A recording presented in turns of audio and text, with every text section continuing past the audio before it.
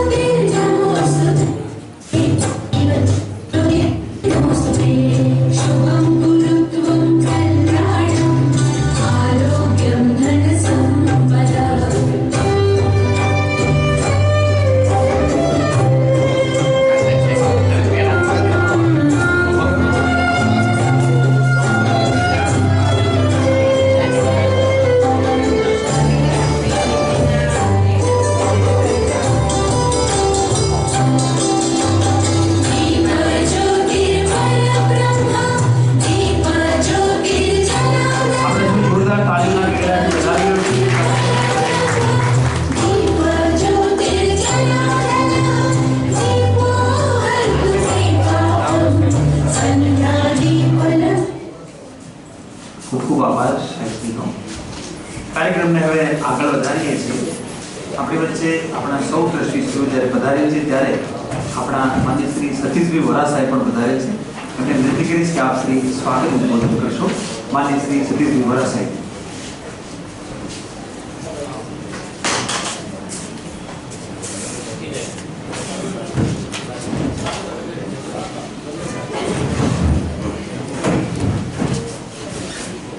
नमस्ते, जय Shri Krishna all of you. जय श्री कृष्ण. जय श्री कृष्ण. આજના પ્રસંગે જે વિષય લઈને આવ્યા છે સુરેશ કાકા, જેને અમે કાકા કહીએ છીએ, સૌગામ લેવા પાટીદાર પ્રગતિ મંડળ વતી હું એમનું હાર્દિક સ્વાગત કરું છું. સ્વાગત. આમ જોવા જઈએ તો આપણે સ્કેલમાં તો ફૂટપટ્ટી છે, એમની જોડે જ્ઞાનની બહુ લાંબી પીકરપટ્ટી છે. તો છતાંય હું એમનો પરિચય આપવાનો થોડું સાહસ અને પ્રયત્ન કરી રહ્યો છું. એક વિદ્યાર્થી કાળમાં ધોરણ 1 થી માંડીને 12મા સુધી ક્યારેય બીજો નંબર લાગ્યો નથી. ધોરણ 10માં સેન્ટરમાં ફર્સ્ટ, ધોરણ 12માં મણિનગર સેન્ટરમાં ફર્સ્ટ. સાથે સાથે સાહિત્ય પ્રત્યે એટલી રુચિ અને વાંચવાની એટલી રુચિ તો ધોરણ 8 ને 9માં સ્કૂલની આખી લાઇબ્રેરી વાંચી નાખેલી એવી જિજ્ઞાસા એવા એક વિદ્યાર્થી આપણી સમક્ષ એઝ અ ગુરુ તરીકે આવ્યા છે. આપણે એમનો સાંભળવાનો મોકો લઈશું. ત્યારબાદ એમને એન્જિનિયરિંગ કર્યું, સિવિલ એન્જિનિયરિંગ. 1% માટે રહી ગયા ડૉક્ટર બનવા માટે. એન્જિનિયરિંગ એમનો ઠીક છે, એમનો પસંદગીનો વિષય નહોતો, છતાંય એન્જિનિયરિંગ કરી અને પૂરું પાડી. એમાં બી ફર્સ્ટ આવે કોલેજમાં અને યુનિવર્સિટીમાં. ત્યારબાદ યુરોપમાં એમને ભણ્યા, નેધરલેન્ડમાં, જ્યાં 70 દેશના વિદ્યાર્થીઓ પૈકી ભારતનું એક ગૌરવ ઊભું કર્યું અને આખા યુનિવર્સિટીમાં ફર્સ્ટ આવે એ ટાઈમે પણ. એટલે એમની બુદ્ધિતા, એમનું જ્ઞાન અને સેલ્યુટ છે. ખૂબ મજાના એઝ એ બાળક એઝ એ વિદ્યાર્થી તરીકે એમને ભાગ ભજવ્યો. આમ એમની પ્રોફેશનલ લાઈફમાં જ્યારે ત્યારે એ as a government engineer irrigation ડિપાર્ટમેન્ટમાં લાગેલા. ત્યાં કંઈક કરપ્શન ને આ તે બધું થતું એમને ગમતું નહોતું. એમને છોડી અને એમનું મૂળ તત્વ શિક્ષકનું પડેલું તો પાછા એઝ એ ટ્રેનર તરીકે કોર્પોરેટ જગતમાં એમને ઝંપલાવ્યું. અને લગભગ ભારતની સારામાં સારી કંપનીઓ જેના ટર્નઓવર 500, 600, 1000 કરોડ ઉપરના છે, બધી જ કંપનીઓમાં એઝ અ એમ્પ્લોયરને પોતાની કંપનીને પોતાના પણ કેવી રીતે બનાવવું એવા એમ્પ્લોય બનાવ્યા છે અને ખૂબ મજાનું કામ કર્યું છે. અમારી સાથે સ્કૂલ એન્જલ્સમાં છેલ્લા 1 વર્ષથી અમારી સાથે જોડાયેલા છે. દર મહિને એક વખત 2 દિવસ 3 દિવસ આવે છે અને અમને ખૂબ સારું પ્રોત્સાહન આપે છે. આ સાથે સાથે લગભગ દુનિયાના લગભગ 100 ઉપર દેશોની એમની મુલાકાતો વિઝિટો લીધી છે. અત્યારે ગવર્મેન્ટની જે બોડી છે GCERT, જે પાઠ્યપુસ્તક સાથે સંકળાયેલી છે, એમના સારા એવા માર્ગદર્શક પણ છે. સાથે સાથે પોલીસ ડિપાર્ટમેન્ટમાં એમને સારું એવું યોગદાન પણ આપ્યું છે. અને ન કહેવા છતાં હું કહું છું, અત્યારે UPSC ને GPSCમાં એથિકલ રીતે પસંદગી કેવી રીતે થાય એની કોર કમિટીના એક મેમ્બર છે. એટલે આવા ગુરુ આપણી વચ્ચે છે અને મને એકદમ 100% ગેરંટી છે કે આપને ગમશે અને આની આગળ શું કરી શકાય તેવું તમારું કંઈક દ્રષ્ટિ ખુલશે. અપેક્ષા છે કે સરને હું આમંત્રિત કરું છું અને એમનું વેબસાઇટ રજૂ કરું. Okay, thank you.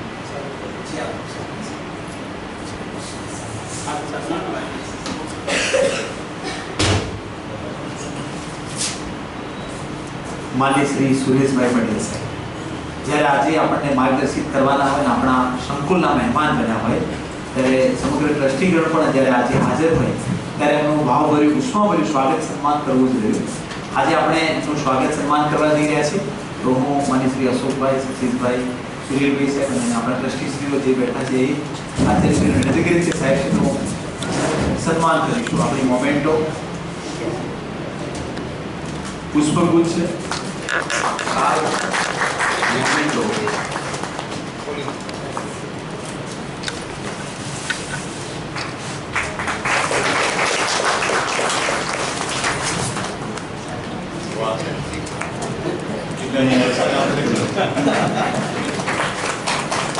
મુદ્દા તાલીમથી આપણે thank you so much sir. છત્રી ખુલી એટલે સાહેબને આશ્ચર્ય થયું કે છત્રી કેમ અપાઈ? કદાચ વરસાદ આવશે સાહેબ એવું બોલ્યા, કારણ કે વરસાદ તો કદાચ આપણા જ્ઞાનનો જ આવવાનો છે આજે. અને આ છત્રી સાહેબ અમે મોમેન્ટો રૂપે આપીએ છીએ. અમારી મહિલા કોલેજ જે ચાલે છે, આર્ટ્સ એન્ડ કોમર્સ મહિલા કોલેજ, એની એક મંડળી અહીંયા કાર્યરત છે. અને ગયા વર્ષે અમે જ્યારે દિવાળી હોય ત્યારે સસ્તા ભાવે, એટલે કે વસ્તુ સારી છે પણ જરૂરિયાતમંદ વ્યક્તિઓને પણ જ્યારે આવી મીઠાઈ મોંઘી ન અપાય એ રીતે અમે મોંઘી ન આપતા સસ્તી આપી અને એક નફો એમાંથી રળ્યો છે. અને નફાનો જે રકમ છે 10 લાખ જેટલી નફાની રકમ છે. અને એનો ઉપયોગ અમે કોલેજમાં જે દીકરીઓ આવે છે કે જેઓ આર્થિક રીતે થોડી પછાત છે એમના ટેકા માટેથી એ રકમનો અમે ઉપયોગ કરીએ છીએ. અને સાથે સાથે જ્યારે અભ્યાસ માટે પુસ્તકો પણ અને સાથે સાથે ચોપડા વિતરણ પણ અમે આ મંડળી માટે કરીએ છીએ. અને એના નફાનો ઉપયોગ પણ દીકરીઓના શિક્ષણ કાર્ય માટે કરીએ છીએ. તો આ છત્રી અમે એમાંથી જ અમે તૈયાર કરી છે અને આપ સૌને ગિફ્ટમાં આપીએ છીએ. આગળના કાર્યક્રમ તરફ હવે આગળ વધીએ છીએ. અને આગળનું એમ કહી શકાય કે સતીશભાઈ સાહેબે વાત કરી કે એમના વિશે પરિચય તો કેટલો આપવો એમ, કારણ કે આપતા કદાચ આજનું ટ્રેનિંગ સેશન પણ કદાચ પૂરું થઈ જશે. એટલે અખૂટ સાગર આપણી પાસે છે. એમાંથી સાહેબને વિનંતી કરીએ કે શક્યતઃ અમને 1 થી 2 ગુણ પણ આપી શકશો તો અમારા માટે અહોભાવ થશે સાહેબ. અને આપણે આજે આવકારીએ છીએ અને હવે આગળ આખી કમાન આપણે હેન્ડઓવર કરીએ છીએ સર. માન્ય શ્રી સુરેશભાઈ પટેલ સાહેબ, આપણે સૌ ટ્રસ્ટીશ્રીઓ સામે ઉભા છે. અને હવે આગળની કમાન સાહેબ સંભાળશે.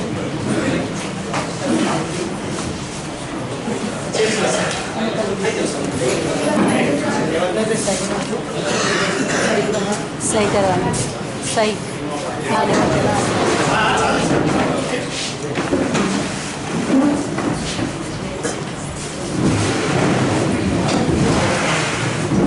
ખાલી દેવાનું છે.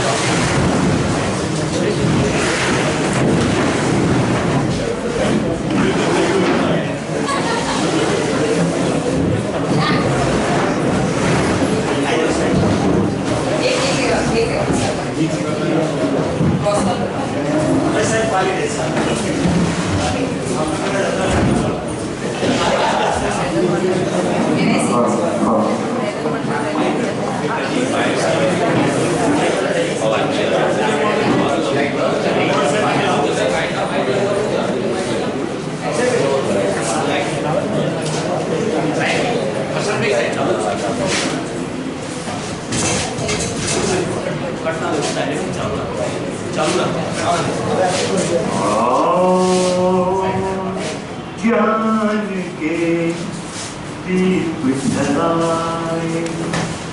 આ માઇક સેન્સિંગ હતું. આમ તો હું નવરાત્રી ગરબા મંડળમાં ચાલુ એટલું તો ગાઈ શકું. એક શિક્ષકને પોતાની જાતને અભિવ્યક્ત કરવા માટે ગીત સંગીત બધું આવડવું જોઈએ. મારા પરિચયમાં જે કહેવાનું એમાં સૌથી મહત્વની એક વસ્તુ જે છે, મને હું શિક્ષક છું એનું ગૌરવ છે. એટલે શિક્ષકો સાથે કામ કરવું એટલે પોતાની ફેકલ્ટીની સાથે કામ કરવું. આ પરફોર્મન્સ છે.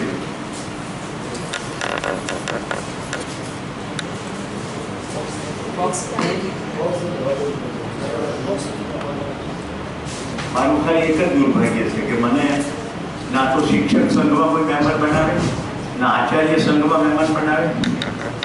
કારણ કે ટેકનિકલી બીએડ ના કર્યું હોય એટલે શિક્ષક ગણે નહીં. પણ મને શિક્ષકો સાથે બહુ મજા આવે. અને હું શું કામ તમારી વચ્ચે ઊભો છું અને મારે શું કહેવું છે, સૌથી પહેલા સ્પષ્ટ કરું. પહેલા તો તમે ચહેરો હસતો રાખો. તમારી ગુજરાતી મને એવું લાગે છે કે તમે મારું મૂલ્યાંકન કરવા આવે. મને યાદા બતાવો.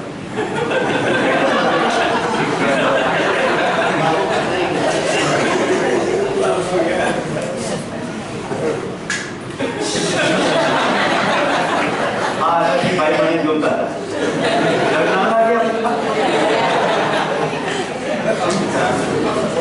અને ડર નથી લાગતો, પણ મેં તમારું ધ્યાન ખેંચ્યું કે હળવા થઈ જાઓ. નંબર 1, તમે મારું મૂલ્યાંકન નહીં કરી શકો. કારણ કે આ સંસારમાં કોઈ કોઈનું મૂલ્યાંકન કરી શકે નહીં. વ્યક્તિ પોતે પોતાનું મૂલ્યાંકન કરી શકે. હા કે ના? એક્ઝામ લેવાય છે ને જે નિશાળમાં, એ 1 નંબરની ફેલ સિસ્ટમ છે. એક વિદ્યાર્થીની અંદર આઈન્સ્ટાઈન છે, રાઈટ? પણ એને ચિત્રમાં 0 માર્ક આપવામાં આવે એટલે ડૂબો કહેવાય. ચિત્ર દોરતા ના આવડતું હોય પણ આઈન્સ્ટાઈન જેવી મેધાવી શક્તિ હોય. કોઈ સંગીતકાર છે, કોઈ સાહિત્યકાર છે. આપણે તો ચોખ્ઠાની અંદર એમને મૂલ્યાંકન કરવાનું કામ કરીએ. એટલે કોઈ કોઈનું મૂલ્યાંકન કરી શકે એટલે હળવા ફૂલ રહેવાય. મારા ઓડિયન્સમાં 3 પ્રકારના માણસો આવે. તમે હસી રહો, તમને ધ્યાનમાં રાખી. પહેલો પ્રકાર છે ને, એ કેવા હોય ખબર? ટુરિસ્ટો કેવા હોય? આમ ફરવા જાય બધું જોવે. નવી વખત આવ્યા, શું કરે છે, જીતે છે, એ બધું જોવે. ટુરિસ્ટ મજા કરે, એ મજા કરે ને શિક્ષકની મજા આવે. ટુરિસ્ટને બહુ પ્રોબ્લેમ ના હોય. બીજા હોય ડોનર. આ પ્રોગ્રામ તો ફ્રી છે, પણ ઘણા પ્રોગ્રામ પેડ પ્રોગ્રામ હોય જેમાં ફી ભરી દેવાનો. એ ફીમાંથી પછી અમારા જેવા શિક્ષકને પૈસા મળે. હું તો નથી લેતો, પણ એવું સેટઅપ હોય. એ ડોનર છે કે આમ એવી રીતે બેઠા હોય. જોયું? અમારા કારણે તમે છો. એમના ચહેરા ઉપર કેવું લાગે કે ફી ભરીને આવ્યા છે. અને ત્રીજા પ્રકારના જે હોય ને એને ટેરરિસ્ટ કહેવાય. એ લોકો શું કરે? ક્લાસની અંદર કોઈ પ્રકારનું પાર્ટિસિપેશન ના કરે. જેટલું શિક્ષક કહે ને એ બધું પહેલેથી રૂમની અંદર પ્રવેશતા પહેલા નક્કી કરીને આવે કે આ પ્રોગ્રામથી કશું થવાનું નથી. અને આજનો તો નાનો પ્રોગ્રામ છે, પણ રિસર્ચ વાળો પ્રોગ્રામ હોય ને એ લોકો રાહ જોતા હોય. જેવી રિસર્ચ પડે ને એટલે ટેરરિસ્ટ બહાર જઈ પોતાની ગેંગ તૈયાર કરે. હું એક ગેંગમાં પહેલો મેમ્બર છું ટેરરિસ્ટ. તો સતીશભાઈ શું તમે યાર આયા કરતા કે બોલે છે સમજણ તો પડતી નથી. સતીશભાઈ વળી સમજતા જ લે હું ખોટી ખોટી આયા કરતો આ પૂછો આને ફરીથી તમને સમજણ કે એ ગેંગમાં રજીસ્ટર થઈ આ પિતા 8-10 ગેંગમાં રજીસ્ટર થઈ. પછી એ લોકો પાછળના કાર્યક્રમમાં ટેરરિસ્ટની જેમ જ વર્તે કે શું સમજીએ. હું આશા રાખું છું કે તમે આ ત્રણમાંથી એક કેટેગરીમાં નથી બલકે તમે રિયલ લર્નર કેટેગરીમાં. જો મને બહુ મજા આવશે, તમને મજા આવશે કે નહીં એની સંપૂર્ણ જવાબદારી તમારી છે. હા, મને એ શીખવાડતા આવડે છે કે મજા કેવી રીતે કરવી. આ મિનિટ છે ને હમણાંની આ મિનિટ એ ભૂતકાળમાં કદી હતી નહીં અને ભવિષ્યમાં કદી હશે નહીં. આ મિનિટે તમે સ્વસ્થ શરીરમાં ધરાવો છો ને બધા. કોઈને એઇડ્સ કેન્સર ટીબી છે કેટલા ગુડ ન્યૂઝ. અહીંયા બેસી શકો છો મતલબ ઘરે એક લેવલની સુખ શાંતિ હશે તો બેસી શકો, નહીં તો કેવી રીતે સૂચના મળે તો ના આવી શકાય. કોઈ બીમાર હોય હોસ્પિટલમાં હોય. આજે સાંજે રોટલો છે કે નહીં? છત છે, રોટલા મળવાના છે તો ભવિષ્યની એવી કોઈ ચિંતા છે. અને હવે એકવાર આવી ગયા આટલા ટ્રસ્ટી બેઠા છે નીકળી શકાય એમ નથી. તો હવે જે છે આ છે. હવે આ મિનિટમાં કશું બીજું થઈ શકે એવું ના હોય તો મોજ જ કરવાની ને. મારા તરફથી ખાતરી આપો હું તમારે કંટાળો નહીં લાવું, પણ તમે તમારી જાતમાં કંટાળો લાવી શકશો કારણ કે તમારી કલ્પનાશીલતા અને કર્મ સ્વતંત્રતા ઉપર. હવે કેવી રીતે આવી શકો? તમે આ વિષય પર કોઈ પહેલા સાંભળ્યા હોય તો તમે એને મનમાં લઈ આવો અને હું કશું પણ બોલું ને તેની સાથે કમ્પેર કરો. એટલે 1.5 કલાક પછી રિપોર્ટ આવી જાય કે સુરેશ પટેલ આવા અને મોહન પટેલ આવા. રિપોર્ટથી કોઈ ફેર પડે નહીં. સરકારમાં કેટલા રિપોર્ટ આવે કંઈ થાય. એટલે બેસ્ટ વસ્તુ એ આ મિનિટની મજા લઈ લો. મને જે આવડે છે હું જેટલું મારાથી શક્ય એટલું સરસ રીતે કહેવાની કોશિશ કરીશ. તમે શક્ય એટલું સરસ રીતે એને સમજવાની કોશિશ કરો. કશું સ્વીકારવાનું નથી. તમે જો સમજશો તો તાકાત નથી તમે ના સ્વીકારો. જો સમજશો સંસારમાં જ્યારે કોઈ કશું સમજ્યું છે ત્યાર પછી જ સ્વીકારાયું. બાકી હાયાથી છે ફરક કશો પડતો. કેટલા લોકો ડોક્ટર નલિન પંડિતનું નામ સાંભળ્યું? શિક્ષકોએ સાંભળવું જોઈએ. કેટલા લોકોએ ચેતન હિરપરાનું નામ સાંભળ્યું છે? એક જ જણ છે. તમે ચેતન હિરપરાનું નામ નથી સાંભળ્યું? ગુજરાતની સરકારી શાળાના આદર્શ શ્રેષ્ઠ શિક્ષકનો એવોર્ડ હજી અઠવાડિયામાં મળ્યો છે એમને. હું તો અહીંયા પ્રવેશ કર્યો તો મારા મનમાં ચેતનભાઈ ઝબક્યા. કેમ્પસ જોતાની સાથે આચાર્ય એટલા વોર્મલી મને વેલકમ કર્યું. મને કહ્યું અહીંયા ચેતનભાઈને લઈ આવો. ચેતનભાઈ ગુજરાતના શ્રેષ્ઠ શિક્ષકનો એવોર્ડ મેળવ્યો છે. સુરતની મહારાજા કૃષ્ણકુમારસિંહજી નામની સરકારી શાળા કોન્વેન્ટના કાર્મેલના ઝેવિયરના વિદ્યાર્થીઓને ઉઠાવીને ધનાઢ્ય કુટુંબના વાલીઓ એમના બાળકોને સરકારી શાળા મૂક્યા. કેવું કામ કર્યું છે આચાર્ય તરીકે. મારો ત્યાં પણ પ્રોગ્રામ થયો. કેટલા લોકો ડિસ્લેનું નામ સાંભળ્યું છે? ડિસ્લે તમારા ટ્રસ્ટી હાથ ઉપર કરે તમે હાથ ઉપર ના કરો કેટલું ખરાબ. આંતરરાષ્ટ્રીય સ્તરે ભારતના આ શિક્ષકને દુનિયાના બેસ્ટ શિક્ષક રહ્યો. આપણે આ લોકો વિશે જાણીએ તો આપણે જે કામ કરીએ ને એ કામમાં આપણી મોજ વધી જાય અને બેસ્ટ પ્રેક્ટિસીસ આપણે કરીએ જેને કે આપણે અહીંયા કામ કરીએ તો પરિણામો પણ એવા આવે. મેં BEd MAd નથી કર્યું પણ મેં શિક્ષક કર્તવ્ય જ કર્યું આટલા વર્ષો અને એ કરવામાં મને કદી થાક લાગતો નથી, કંટાળો આવતો નથી. હું અત્યારે આબુ રોડથી આવી રહ્યો છું. આજે આખા ગુજરાતના લગભગ 400 મિત્રો ભારત વિકાસ પરિષદના એમનું 2 દિવસનું સંમેલન હતું. એમાં મારું એડ્રેસ હતું પ્રવચન હતું. પ્રવચનનું શીર્ષક શું હતું? સંગાથે સુખ શોધીએ. તમે કદાચ ગીત સાંભળ્યું હોય કોઈએ. ગીત ઉપર પ્રોગ્રામ નતો. આપણે સાથે મળીને કેવી રીતે જિંદગીની મજા લઈએ. એક શિક્ષક તરીકે જો તમને મજા ના આવતી હોય તો તમે શિક્ષક નથી. બીજા વ્યવસાયનું તો મને ખબર નથી પણ શિક્ષકને તો મોજ પડવી જોઈએ. કેમ? કારણ કે રોજ નિત્ય નવું વિશ્વ તમારી સામે ખુલે. આજે જે છોકરાઓ આવ્યા હોય ક્લાસમાં, કાલે એ ના આવે, આજે ઘરે જાય ને પછી એની ઉપરથી કેટલું પ્રસાર થાય, બા બાપુ મામા, કોઈ છાપું, ટેલિવિઝન, ઘટનાઓ, અકસ્માતો, બીમારીઓ, આ બધું માણસમાંથી પસાર થાય.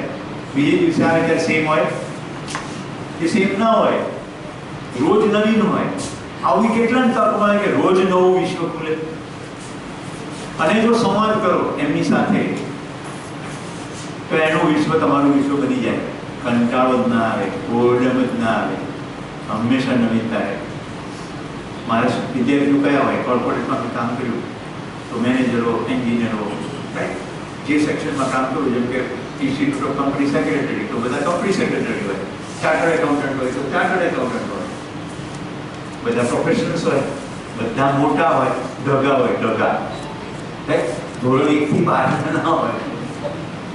છતાંય મને એમ થાય કે આ બધા વિવિધ લોકો આવેલા છે, એ જ્યારે ખોલશે મોઢું મારા પ્રશ્નના જવાબમાં, ત્યારે શું શું આવશે?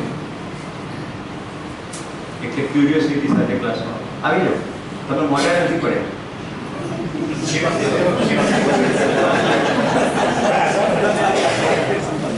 મેં આજે કામ કર્યું એમાંથી કેટલા શીખવા મળ્યું? ત્યારે ઉભા થજો ભાઈ, શું શીખ્યા? વન્ડરફુલ. એક શિક્ષક વિદ્યાર્થીને હંમેશા વેલકમ જ કરે. આપણે જેવું થાય નહીં, તું લ્યા કેમ મોઢો આવ્યો, એ બધો ક્યારે ટીચર્સ રૂમમાં, રિસેસમાં, નિરાતે પાસે બોલાવી કે બેટા આજે ક્લાસમાં તું મોઢો આવ્યો હતો, બધું બરાબર છે ને ઘરે? જો એક હૂંફ ભર્યો સ્પર્શ અને કોમ્યુનિકેશન થાય ને તો બાળક પછી ના મોઢું આવે. આપણે પહેલેથી એવું ધારીને ચાલે. હા, અંગ્રેજો પાસેથી શીખી ગયા, ટાઈમ ટુ ટાઈમ. આમ 10 વાગે સુઈ જાવ એટલે સુઈ જાવ, રોડમાંથી હાલે જાવ તો રોડમાંથી સુઈ જાવ.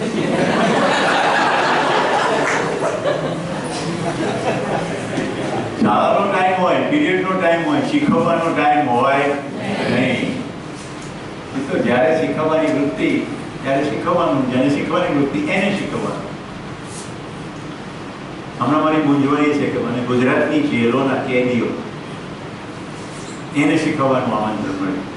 મેં કહ્યું 2000 તો સાબરમતી જેલમાં છે, 2000 ને કેવી શીખવવું થતી?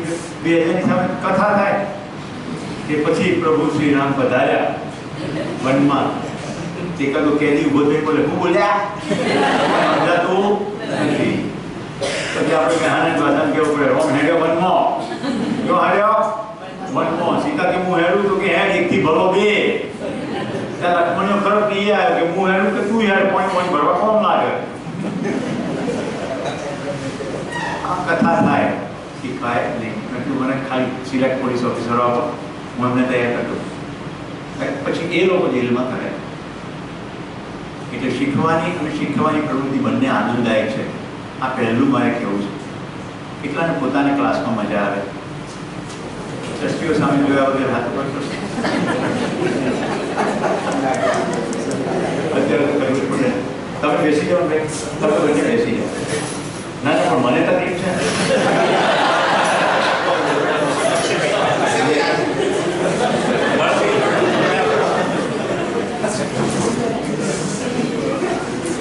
તમે આટલું એકાગ્રતાથી સાંભળી રહ્યા છો ક્યાં સુધી દુખે ને?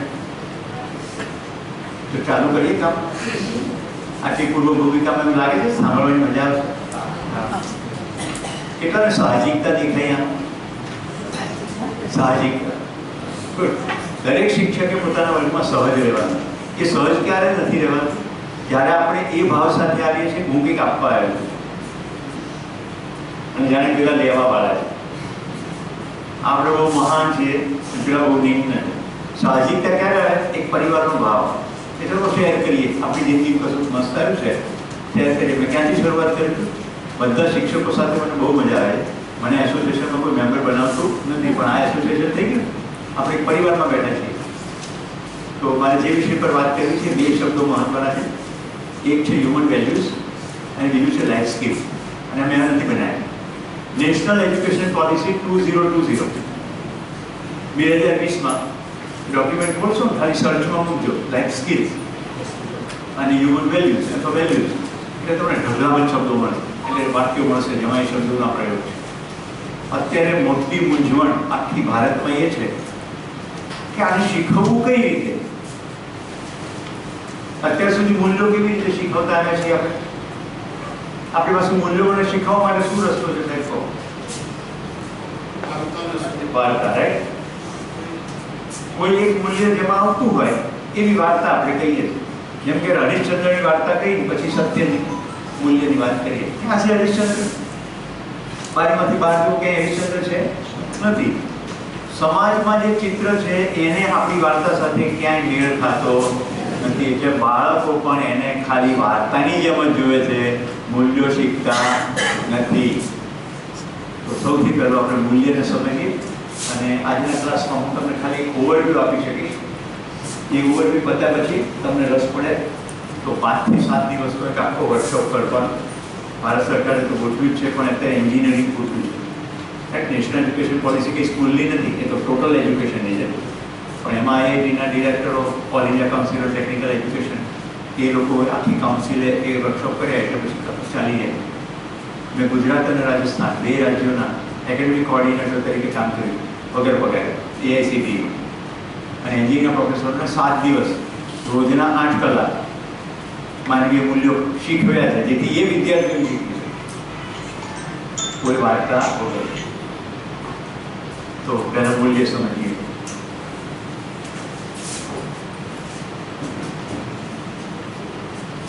આ મોં છે.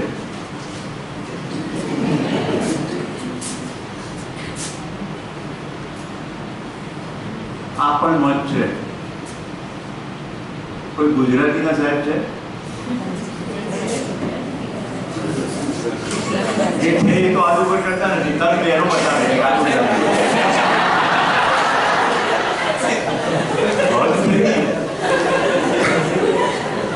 ગુજરાતીના શિક્ષક છે ને એને પોતાને ગુજરાતીના શિક્ષક હોવાનું ગૌરવ એક રખેને હાથ ઉપર કર્યો અને આ પૂછશે કઈ કે નહીં આવડે તો, અને ખાતરી પણ છે નહીં આવડે. અહીંયા તમે ભલે કોઈ ગુજરાતીના શિક્ષક ના હો, કેટલા લોકોને છંદ ગાતા આવડે છે? શિખરીણી, મંદાક્રાંતા, વસંત તિલકા, અનુષ્ટુપ. કોઈ છે માયનો લાલ કે લાલી? એમાં કારણ કે ગુજરાતી ભાષા બાળકો એટલા બોચ્યમ સલ્ફેટો પાસેથી શીખે છે, એ જ બાળકો પાસે ગુજરાતીના શિક્ષકો થાય છે. પોતાની ભાષાની પોતાને મજા ના આવતી હોય એ કેવી રીતે શીખવાડે? હવે મારો કેસ કહી 5મું ધોરણ, પણ એની પહેલા સાહિત્યનો સાહેબે વાત કરી દીધી, રંગ લાગી ગયેલો. લોકો 12મા ધોરણમાં સાયન્સના સ્ટ્રીમના હોય તો સાયન્સમાં માર્ક લાવે. મારે ગુજરાતીમાં 78 માર્ક હતા. બધા 40-45 લાવે કે એમાં કંઈ કરવાનું નહીં. પણ એ મારી ભાષાને કારણે હું અત્યારે કેટલું બધું કામ કરી શકું. એટલે ગુજરાતી ભાષાના કે હિન્દી ભાષાના કે અંગ્રેજી ભાષાના શિક્ષકો પોતાને નિમ્ન ના માનો. આપણી તકલીફ ક્યાં છે?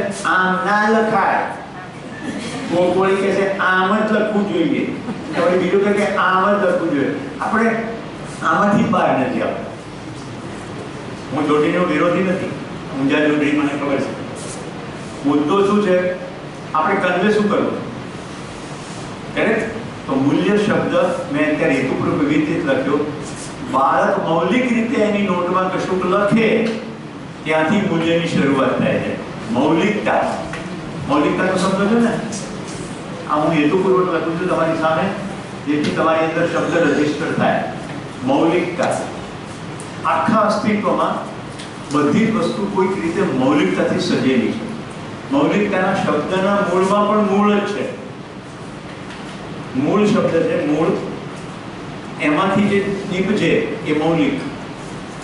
વનસ્પતિ હોય, જમીનથી નીચે મૂળ હોય, મૂળ છે એને પ્રમાણે ઉપર નીપજે. તમે 2 બીજા નાખો કે રાઈનું નાખો ને વડનું નાખો, તો મૂળમાં રાઈનું બીજ હોય તો રાયડો કેટલું 6-8 મહિના, અને વડનું ઝાડ 100 વર્ષો. મૂળમાં હોય એ જ નીકળે ને. તો કશું મૂળમાં છે એનું પ્રગટન એટલે મૌલિકતા. કેટલા સમજાયું? શક્ય એટલું સરળ કરવાની કોશિશ કરું. કશું મૂળમાં હોય એ બહાર અભિવ્યક્ત થાય તો મૌલિકતા. બાળકના મૂળમાં 2 વસ્તુ પડેલી છે, પ્રત્યેક બાળક રમવું. એ જન્મે ને ત્યારથી જિજ્ઞાસુ હોય છે, આ એક, અને સત્ય વક્તા હોય છે, એ બે.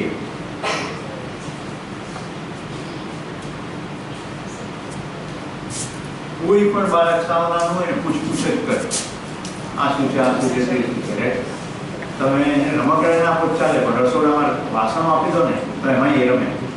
સાવધાન હોય, ગ્રુપની અંદર પેશાબ કરી જાય તો પેશાબમાં રમે, ટોયલેટ કરી જાય તો એમાં પણ રમે, એને કીચડમાં મજા આવે, એને પાણીમાં મજા આવે, એને પતંગની તૂટેલી પાંખમાં મજા આવે, એને મજા જ મજા આવે, કારણ કે એને સતત જિજ્ઞાસા છે.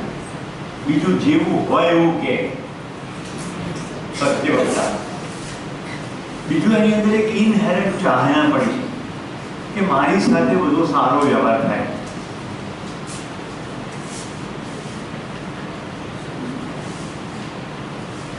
યોગ્ય વ્યવહારની અપેક્ષા આ ધીમે ધીમે પ્રગટ થાય. કેવી રીતે? ઘરની અંદર બધા હોય ને, લાલો લાલો લાલી લાલી એમ કરે, એટલે થોડીક વારમાં એને ખ્યાલ આવે કે આ મને મારે પ્રેમ કરે છે કે વાલ કરે છે, એક સારો વ્યવહાર થઈ રહ્યો છે એની ખબર પડે. સહેજ ઊંચો અવાજ થાય એટલે તરત બાળક રડવાનું ચાલુ કરે.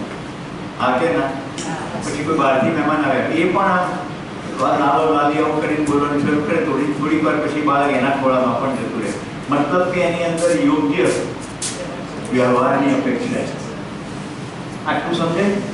આ હું કહું છું એટલે નહીં, આ અસ્તિત્વગત સચ્ચાઈ છે. પૃથ્વીના કોઈ પણ ખૂણે જાઓ, બાળકની અંદર આ ત્રણ મળે. હા કે ના?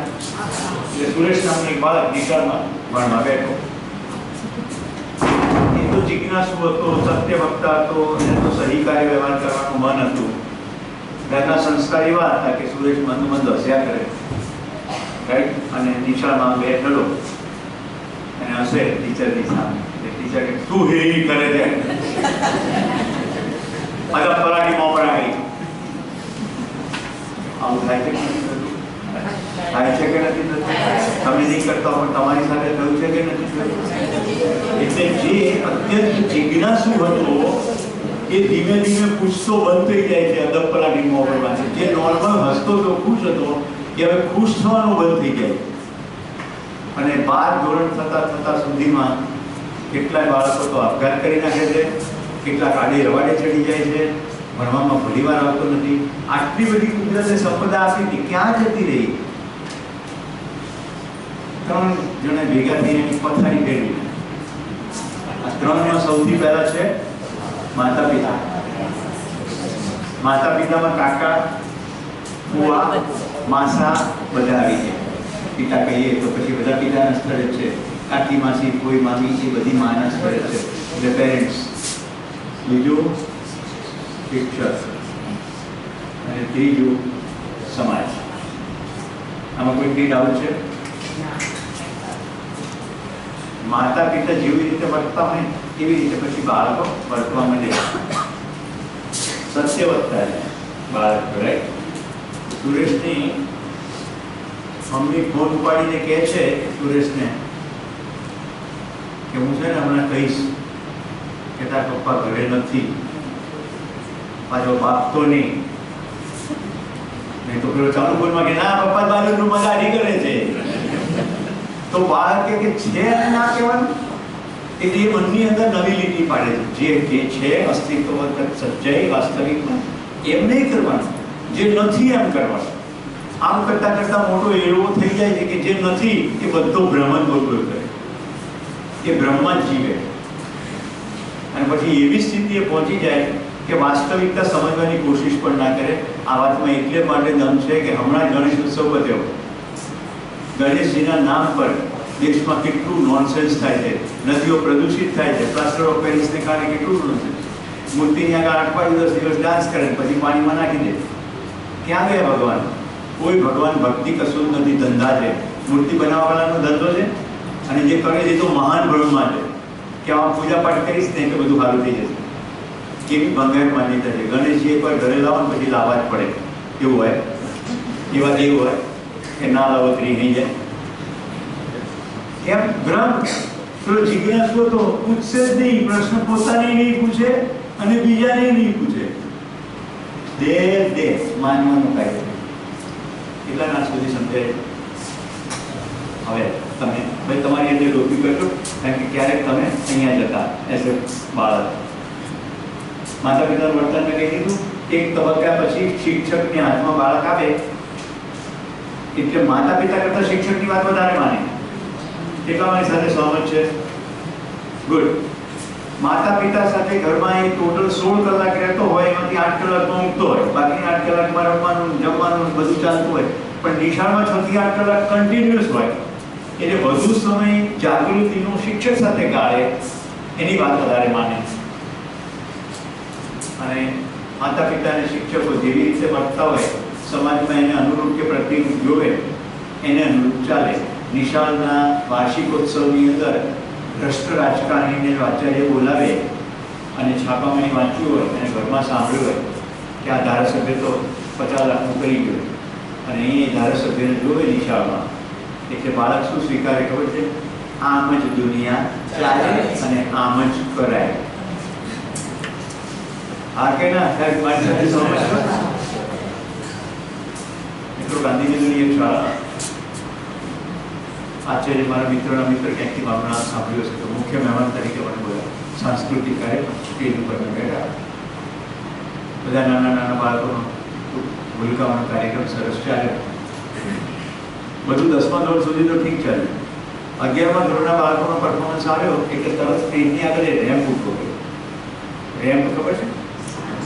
આ બ્યુટી પેજન્ટના કોમ્પિટિશનમાં જે રેમ્પ ઉભો થાય અને જેવી 11મા ધોરણે દીકરીઓ આવી ઓછા વસ્ત્રો સાથે રેમ્પ વોક ચાલુ થયો. મેં આચાર્યને કહ્યું કે હું 1 મિનિટ ફોન કરીને આવું. એમ કરીને હું બહાર ગયો અને જે કોઓર્ડિનેટર એને કહ્યું કે આ ચિઠ્ઠી આપી દેજે આચાર્ય. આચાર્ય મેં ચિઠ્ઠી લખી કે જ્યાં મારા ઘરની દીકરીઓનું આવું પ્રદર્શન થતું હોય ત્યાં હું ના બેસી શકું. મને શરમ આવે છે પ્રોગ્રામમાં બેસતા, હું જાઉં છું. પછી હું જતો રહ્યો. આપણે સ્વીકારી લીધું છે કે આવું ચાલી લેવાય. આચાર્યને ખબર નથી, શિક્ષકને ખબર નથી સાંસ્કૃતિક કાર્યક્રમ કોને કહેવાય. ભારતના મૂલ્યો અને સંસ્કૃતિ જે પ્રગટ થતી હોય એને સાંસ્કૃતિક કાર્યક્રમ. કોઈ પણ ગીતો ગાવાય સાંસ્કૃતિક કાર્યક્રમ. હવે તમે જાણો છો 11મા 12મા ધોરણની દીકરીઓ લગભગ પુખ્ત હોય જેવું શરીર થઈ ગયું હોય. હવે તમે એમને બ્યુટી કોન્ટેસ્ટની જેવા રેમ્પ વોક કરાવો તો શું મેસેજ પહોંચાડો છો? એ આચાર્યને તો એટલું ખરાબ લાગ્યું એને મને જૂનવાની માન્યું. એટલે જેના દ્વારા મને કીધું ને એના દ્વારા મને કહેવાડ્યું તમે કયા જમાનામાં જીવો છો. મેં તું સાંજે એમને ઘરે લઈને આવો એટલે બતાડવું કયા જમાનામાં જીવો. આપણી બે ચેતના છે, પશુ ચેતના અને માનવ ચેતના. પશુ ચેતનામાં 4 જ કાર્યક્રમ હોય: આહાર, નિદ્રા, ભય અને પ્રજનન. ખાવા પીવાની વાત કરો, નિદ્રા આરામની વાત કરો, ભય વિવિધ પ્રકારના ભયોથી દૂર ભાગો અને પ્રજનન શરીરનું પ્રદર્શન કરીને આકર્ષણ કરીને મેલ ફિમેલ એટ્રેક્શન ઉપર ધંધો કરો. હું વાસ્તવિક સ્થિતિ બોલી રહ્યો છું કે હવામાંથી બોલી રહ્યો? તો એક શિક્ષકે બાળકોની પશુ ચેતનાનો કાર્યક્રમ કરવાનો છે કે માનવીય ચેતના? માનવીય ચેતનાનો શું હોય? આપણી અસીમ કલ્પનાશીલતા છે, કર્મ સ્વતંત્રતા છે. આ બધાને ધ્યાનમાં રાખી મૂલ્યો કેવી રીતે વ્યક્ત થાય? કોઈ પણ સાંસ્કૃતિક કાર્યક્રમ વ્યક્ત કરવો છે તો બાળકોને સામે આપો ચેલેન્જ કે તમારે આવું વ્યક્ત કરવાનું છે, ફ્રીડમ છે તમારી. ભારતમાં આટલા રાજ્યોની જે વેશભૂષા છે એમાં એટલું વૈવિધ્ય છે કે કપડાં ઓછા કરવાની જરૂર નથી, ખાલી વિશિષ્ટ રીતે કપડાં પહેરવાની જરૂર. આપણી રબારી બહેનો, આપણી કચ્છની બહેનો, આપણી માલધારી બહેનો એટલું પહેરે. તો સંસ્કૃતિ બતાવી છે તો આપણી ભાતીગળ સંસ્કૃતિ ના બતાવી શકીએ? પશ્ચિમનું કોપી કરવાની જરૂર છે. કોઈ સમજાય છે? આપણી સંસ્કૃતિનો કાર્યક્રમ છે એટલે યુરોપમાં કરતા હોય તો બતાવો. હું NIFT-માં faculty, national institute of fashion technology, એના વિદ્યાર્થીઓ જે ફેશન ભણી બહાર નીકળે પછી એને પોતાનો ઉદ્યોગ કરવો હોય તો કેવી રીતે કરવો? એટલે કોઈને એન્ટરપ્રેન્યોરશિપ શીખવું. પહેલી બેચ પહેલી વાર ગયો હું તો ડઘાઈ ગયો. આ શું છે બધું? આ જ ફેશન છે? ડાયરેક્ટર સ્વામિનારાયણ સાહેબ હતા, એને મળ્યું. મને કે તો સુરેશભાઈ શું કરવું? અમારે બધા યુરોપના પુસ્તકો છે ફેશનના. મેં કીધું જઈને જુઓ, હમણાં મેં કીધું ને બધું કીધું, ખાલી મોકલો બધાને વિદ્યાર્થીઓને ભારત ફરવા. અત્યારે એનઆઈટી ગાંધીનગરના કેમ્પસમાં ખારવા બહેનો, માલધારી બહેનો ફેકલ્ટી તરીકે આવે, એ એના જ કપડાં પહેરીને આવે અને વિદ્યાર્થીઓને બતાડે કે આ કલર કોમ્બિનેશન કેવી રીતે થાય, આ ભરત કેવી રીતે થાય, ને આમ જ કેમ પહેરવાનું. હમણાં નવરાત્રી આવશે, તમે જુઓ સફેદ કેડિયું અને ચોણી અને ઉપર લાલ રંગની પાઘડી હોય, કેવું જોરદાર લાગે કોમ્બિનેશન. આપણી પ્રજા પહેરે જ છે. હું આબુ રોડથી આવું છું, કેટલી આદિવાસી બહેનો કેટલા ઘૂમતાવાળા કપડાં પહેરે. ઓછી છે ફેશન આપણી પાસે કે આપણે પશ્ચિમની કોપી કરવી પડે? આપણી દરિદ્રતાએ આપણી મૌલિકતા ખાઈ નાખી, માનસિક દરિદ્રતા. તો માનું છું તમને આ સમજાઈ ગયું હશે. તો સમાજમાં કોનું વેલકમ સ્કૂલમાં થાય છે, સમાજમાં શું ચાલે છે, બધું બાળક પસાર થાય. એટલે સામાજિક સમાચારો પણ નિશાળનો ભાગ બનવા જોઈએ, જેમાં શિક્ષક કહી શકે કે ગઈકાલે એવું થયું છે, જે આ રીતે યોગ્ય છે અથવા આ રીતે યોગ્ય નથી. સવારમાં એસેમ્બલીમાં ઘણી નિશાળમાં સમાચારો વંચાય છે, કેવી રીતે યાંત્રિક રીતે આજના મુખ્ય સમાચાર વાંચી ગયા. કરવાનું શું?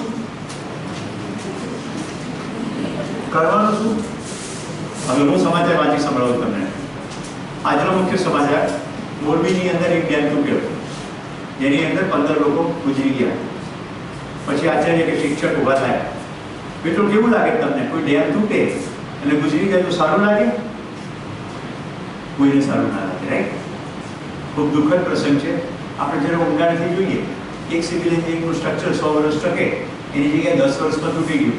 મતલબ કે સરખું સિમેન્ટ નહીં વપરાયો હોય, સરખું થયું નહીં હોય, ક્યાંક તો કશું અયોગ્ય થયું છે.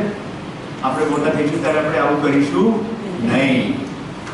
તો બાળક મોટું થતા થતા થતા સંસ્કારી થઈ જાય. આ સમાચારનો કાર્યક્રમ છે. એસેમ્બલીની અંદર જે સમય મળે છે, એક સાથે આખી શાળાને તમે કમ્યુનિકેટ કરી શકો. ગીતો, કવિતાઓ, ઉખાણો, સંગીત, નૃત્ય, પ્રવાસો, આ બધાની પછવાડી એક હેતુ હોય ને, તો બધું એક હેતુમાં ડાળી શકે. નહીં તો બધું પીસમીલ ચાલ્યા કરે. હવે કબીરવડ જઈને આવે બાળક, આચાર્ય સાહેબ તમને ખાસ કહું, કબીરવડ જઈને બાળક આવે અને જો એને કબીરનું એક ભજન ના આવડતું હોય તો એ કબીરવડ ગયો નથી. વડના ઝાડ તો ઘણા પાલનપુરમાં છે, બતાડી દો. કબીરવડ જવાની ક્યાં જરૂર છે? પોઈન્ટ સમજાય છે? કેમ? જેના નામ પર વડ છે. કબીરજી શું વ્યક્તિત્વ હતું? તો શિક્ષક અહીંયા તૈયાર થાય પહેલા, ક્લાસમાં બધા બાળકો ભેગા કરે, ચલો કબીરની વાત કરું. આથી કબીરની વાત થાય, શિક્ષક એક બે ભજન ક્લાસમાં સંભળાવે, બસની અંદર પણ વગડતા હોય અને ત્યાં જઈને મહત્વના ભજનનો મર્મ સમજાવે. શિક્ષકની કેટલી તૈયારી છે એની પર છે. એને પોતાને કબીરના ભજનો શોધવા પડે, બધું હવે નેટ ઉપર ઉપલબ્ધ છે, પસંદ કરવું પડે, મર્મ સમજવો પડે, પોતાની અંદર આત્મસાત કરવો પડે. રસ પડે છે, મને તો પડે છે, તમને પડે છે? હજી તો મૂલ્યની વાત કરું છું, હજી મૂલ્ય શબ્દ વ્યાખ્યાયિત કરીએ તો આ બાળકની મેં મૌલિકતા કીધી. હવે નેશનલ એજ્યુકેશન પોલિસી કહે છે કે મૂલ્ય શીખવા, તો હવે મૂલ્ય શીખવવાની શરૂઆત થઈ. મૌલિકતા આખું અસ્તિત્વ જે છે એ અદ્ભુત રીતે સજેલું છે અને કુલ 4 જ અવસ્થાઓ છે: પદાર્થ અવસ્થા, પ્રાણ અવસ્થા, જીવ અવસ્થા અને જ્ઞાન અવસ્થા. જ્ઞાન અવસ્થા એટલે માનસ. તો આ ત્રણેય અવસ્થા અને માનસ સિવાયની ત્રણેય અવસ્થાઓની મૌલિકતા સમજદાર તો માણસ જ છે. જેમ કે પદાર્થ છે એ આ સંસારમાંથી નાશ ના કરી શકાય, એ મૌલિકતા. હું બોલું છું એટલે નહીં, જુઓ, તપાસો. હવે તપેલીમાં પાણી મૂક્યું હોય અને ગેસ ચાલુ કરીએ તો પાણી ઉડી જાય ના ઉડી જાય? તો નાશ થઈ ગયો.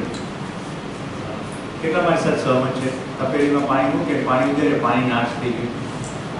એ કોઈ નહીં, કારણ કે નાશ થતું નથી. વરા થઈ ગયું છે. ઠંડક પડશે તો પાછું ઠારણ નહીં પડશે, નહીં પડશે.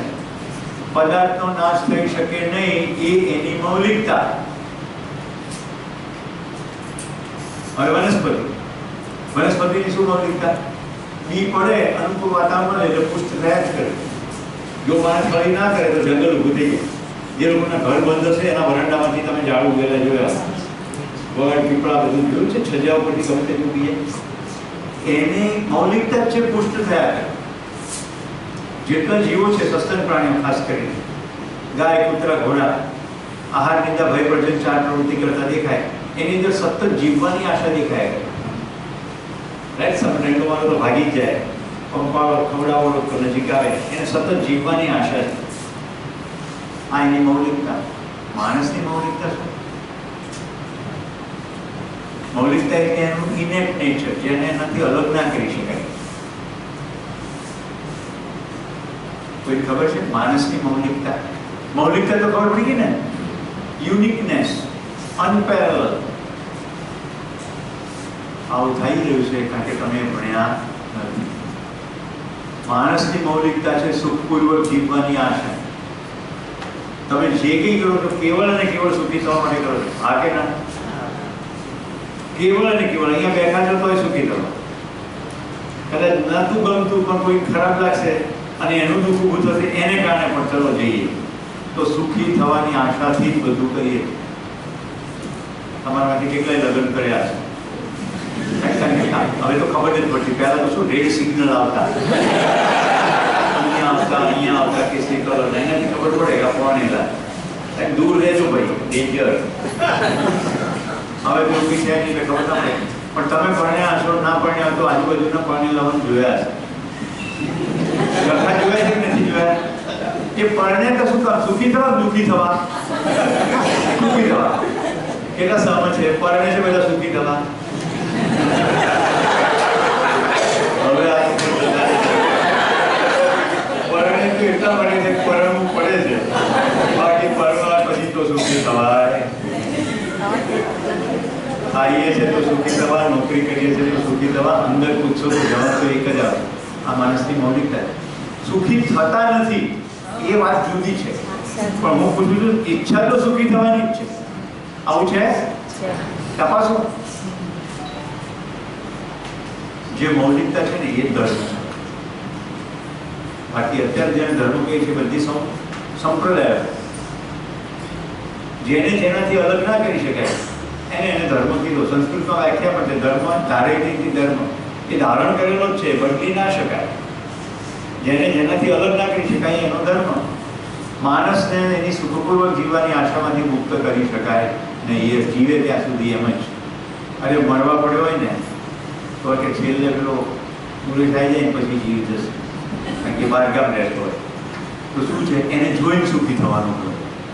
રાઈટ. મારા નાના 88 વર્ષે ગુજરી ગયા. 88 વર્ષે બપોરે કે આજ તો ભજીયા ખાવાનું મન છે, દવાયા મસ્તીથી ભજીયા, અને સાંજે 88 વર્ષે પણ બહુ સારી પાચન શક્તિ હતી, પચાવી પણ દેતા હતા એટલે ખાય, અને બહુ કુમારીથી જીવ્યા. પણ 88 વર્ષે પણ ખાઈને સુખી થવું છે, હા કે ના? તો ખાઈને સુખી થવું, પ્રવાસ કરીને સુખી થવું, કપડાં પહેરીને સુખી થવું, કોઈ પણ રીતે સુખી થવાનું ઈચ્છા છે પણ સુખી થતા નથી. તો પહેલા છેડો જોડી દી. ભ્રમ. જાણે તો સુખી થાય. સવારે આબોરોડમાં વાત કરી મેં, માને તો કઈ સુખી થાય નહીં. ગણપતિને જાણો તો ગણપતિના સ્થાપનથી ફેર પડે. લગ્ન કરવા માટે પુરોહિત બેસે, એ ગણપતિના ગુણો સમજાવે કે મોટા કાન રાખવાના, પતિ પત્ની બંને સાંભળવાનું, બોલવાનું નહીં, મોઢું દેખાતું નથી, પછી લંબોદર, સામેવાળો લચ્છા મારશે, બેના બાપા જુદા, માં જુદી, પૂછે તો બે ક્યાંથી તમારી વારખા નીકળતો હોય. હવે મારી પત્નીને ટીનોળવાનું શાક બે મોઢે ભાવે છે, મને મીઠું ગમતું. સતીશભાઈને ઘરે ઉતર્યું છે એમના પત્નીને ખબર છે તો મારે ટીનોળવાનું શાક ના બનાવે. તો ક્યાંથી સીન ચેકિંગ થાય? કદી ના થાય.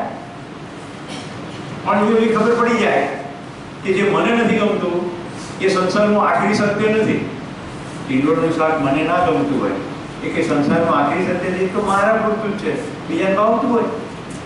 મારે તો સતીશભાઈ વાત લાગી ગઈ હતી. હું SGVP ઇન્ટરનેશનલ સ્કૂલ નામ સાંભળ્યું? અમદાવાદ. એનો ડિરેક્ટર હતો. શું આપતો હતો? તો રેન્ડમ હું કિચનમાં તપાસ કરવા ઘૂસી જાઉં. મને 600 વિદ્યાર્થીઓ કે ભાઈ આજે શું બનાવ્યું? જ્યારે જોઉં તો ટીંડોળનું શાક જ હોય. મેં કીધું એડમિન ઓફિસર, તમારે મારી ખો કાઢી કે ના સાહેબ ટીંડોળા ભર્યા ફ્રીજમાં ઢગલા. પછી મને ખબર પડી બહુ સસ્તા મળે, બહુ લખ મળે. મેં કીધું વિદ્યાર્થીઓનું શું? પછી મેં એનું નક્કી કર્યું 15 દિવસે એક જ વાર ટીંડોળું આવવું જોઈએ. હું ગમે ત્યારે જમવા આવીશ. જે દિવસે ટીંડોળું આવ્યું તો પાછલા આગળના દિવસોનું મને મેનુ બતાવવું પડશે તમારે કે શું બનાવવાના. ટૂંકમાં મારું સત્ય એ મારું અંગત છે, આખરી સત્ય હોય નહીં. આખરી સત્ય કોને કહેવાય? સર્વસ્વીકૃત હોય એને સત્ય કહેવાય. તો બે પાત્રોની વચ્ચે આખી જિંદગી સંવાદિતાપૂર્વક જીવવાની સમજણ વગર લગ્ન થાય તો સુખ આવે એવું તમામ સંબંધોમાં છે. મિત્ર સંબંધ, બિઝનેસમાં તો કસ્ટમર સાથેનો સંબંધ, તમામ પારિવારિક બધા સંબંધો, જ્યાં જ્યાં સંવાદિતા છે અને સંવાદિતામાં સમજણ હોય તો સુખ આવે. તો મિત્રો, આ મૌલિકતાની વાત થઈ. હવે કેટલા મૂલ્યો શીખવવાના? કૃતજ્ઞતાથી શરૂ થાય. ગ્રેટિટ્યુડ. આપણે અહીંયા ઊભા છીએ કે તમે ત્યાં બેઠા છો, કેટલા લોકોના પ્રયત્નને કારણે. જ્યારે થોડીક લીટી લાંબી કરશો ખબર પડશે, અસંખ્ય લોકોના પ્રયત્નો થકી આપણને ભોજન મળે છે, કપડાં મળે છે, વાહન મળે છે, મોબાઈલ મળે છે. આપણે જાતે કશું કર્યું હતું નથી. કેટલા ડૉક્ટરો આપણી સેવા માટે લાગે, કેટલા ટ્રાફિક મેન આપણી સેવા માટે લાગે હોય. તો કેટલા બધાના પ્રયત્ન થકી આપણી જિંદગી સુખમય છે. પહેલું મૂલ્ય છે કૃતજ્ઞતા. કે આ છે સચ્ચાઈ છે અને એ સચ્ચાઈ માટે થેન્કફુલનેસનો ભાવ આવે. હવે આ મૂલ્ય કેવી રીતે શીખવવાનું? તો બાળકને ટ્રાફિક કોન્સ્ટેબલ બોલાવો ક્લાસમાં કે તમે જોયા છે ખાખી કપડાવાળા ભાઈ? બધા બાળકો તો હાથ પાડે. આ ક્યાં ઉભા હોય છે? રોડ ઉપર. રોડ ઉપર વાહનમાંથી શું નીકળે? ધુમાડા. આ બધા ધુમાડા એમના શ્વાસમાં જાય કે નહીં જાય? જાય. એ શું કામ ઉભા છે? આપણને અકસ્માત ના થાય એના માટે. તો પોલીસ પ્રત્યે બાળકના મનમાં કૃતજ્ઞતાનો ભાવ આવશે. બાળકને પૂછો, ઘરે તમારે કોણ છે? કે મમ્મી છે, પપ્પા છે. શું કરે? મમ્મી શું કરે? ચાલો શરૂ કરો. તો મમ્મી સવારથી સાંજ સુધી શું કરેલું લિસ્ટ બનાવે. તો બાળકને સહજ ધ્યાન જાય કે મમ્મી મારા માટે કેટલું બધું કરે છે. તો કૃતજ્ઞતાનો ભાવ દ્રઢ થાય તો ઘરડા ઘર ના થાય. આપણા ઘરડા ઘરો આપણે દિશામાં ફેર્યા એનું ઉત્તમ ઉદાહરણ છે. ક્યાં ગઈ બધી સંસ્કૃતિ? માતા પિતા દેવો છે એવું બોલતા હતા. માતૃદેવો ભવ સુભાષિત. કેમ? કૃતજ્ઞતા શીખવાડી નહીં. તો મૂલ્યો કેવી રીતે શીખવાડે છે? આચરણપૂર્વક. શિક્ષકે આચરણ કરવું પડશે પોતે, અને એવું આચરણ કરવા વાળા લોકોને લાવો. એવી રીતે શ્રદ્ધા, ગૌરવ, કરુણા, આ બધા મૂલ્યો છે. અત્યારે બધા મૂલ્યો ના શીખવાડી શકું, પણ એનો વર્કશોપ થાય એમાં બધા મૂલ્યો શીખવાડે. કુલ 30 મૂલ્યો છે. વ્યક્તિગત પોતાની અંદર કૃતજ્ઞતાથી શરૂ થઈને પ્રેમ સુધીના. પછી આંતરવૈયક્તિક મૂલ્યો છે, જેમ કે સહયોગ. તમે કશું કરો છો, હું તમારા કામમાં હાથ લગાડી દઉં, મદદરૂપ થાવ, સહયોગનું મૂલ્ય. આ સમજાય છે? પછી સહકાર, ભેગા મળીને કોઈ કાર્ય ભેગું થઈને કરીએ તો સહકારનું મૂલ્ય છે. શિષ્ટતાપૂર્વક વર્તીએ, સરળતાથી વર્તીએ. આપણાથી કોઈ વધારે જ્ઞાનવાન વ્યક્તિ આવે છે તો આપણે શિષ્ટતાપૂર્વક એની સાથે વર્તીએ, એ પણ મૂલ્ય છે. નમ્રતાપૂર્વક પોતાની વાત રજૂ કરીએ. તો આવી રીતે મૂલ્યો આચરણપૂર્વક શીખવાડી શકાય. બાકી મૂલ્યમાં બધા ક્લિયર થઈ ગયું. હવે આપણે લઈએ સ્કિલ્સ. તમને શરદી થઈ ગઈ? મને ચેપ નહીં લગાડો? નહીં તો તમારી મૌલિકતા હોય ચેપ લગાડો.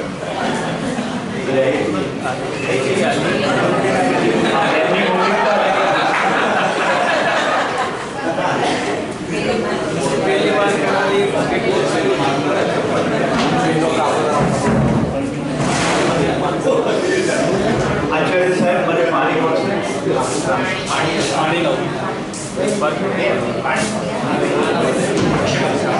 પાણી પેન તો સારી જ છે, પણ બોર્ડ છે ને, જેટલા તમે મને ચાહો છો એટલું બોર્ડ આ પેનને ચાહે. એટલે છોડવા જ માંગતું નથી.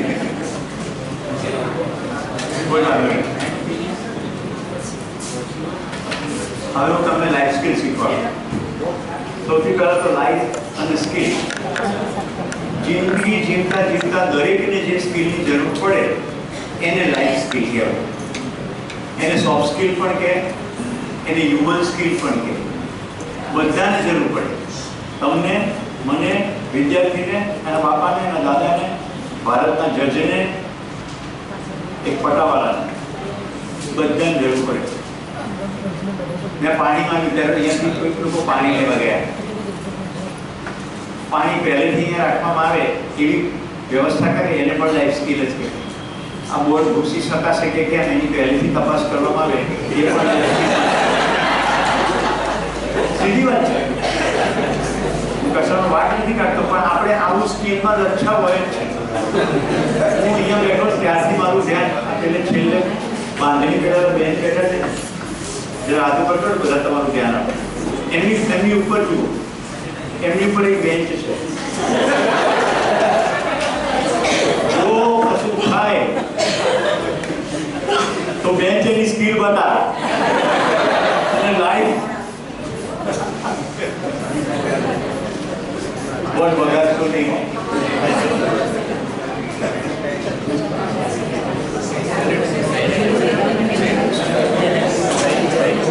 આ ક્ષેત્રમાં ઈંટ બહુ જોરદાર આવતી લાગે. આ ક્ષેત્રમાં બહેનોની ઈંટ બહુ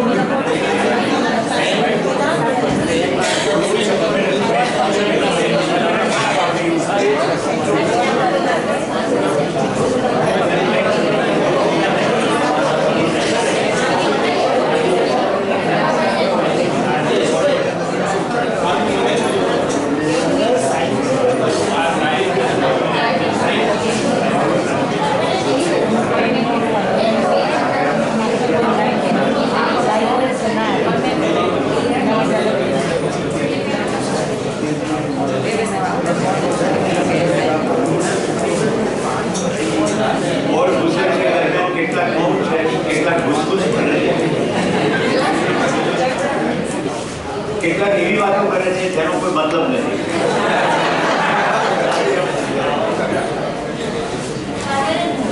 કેટલાક ટીકાના મૂળમાં છે. આવા કંઈક બોર્ડ હોતા હશે.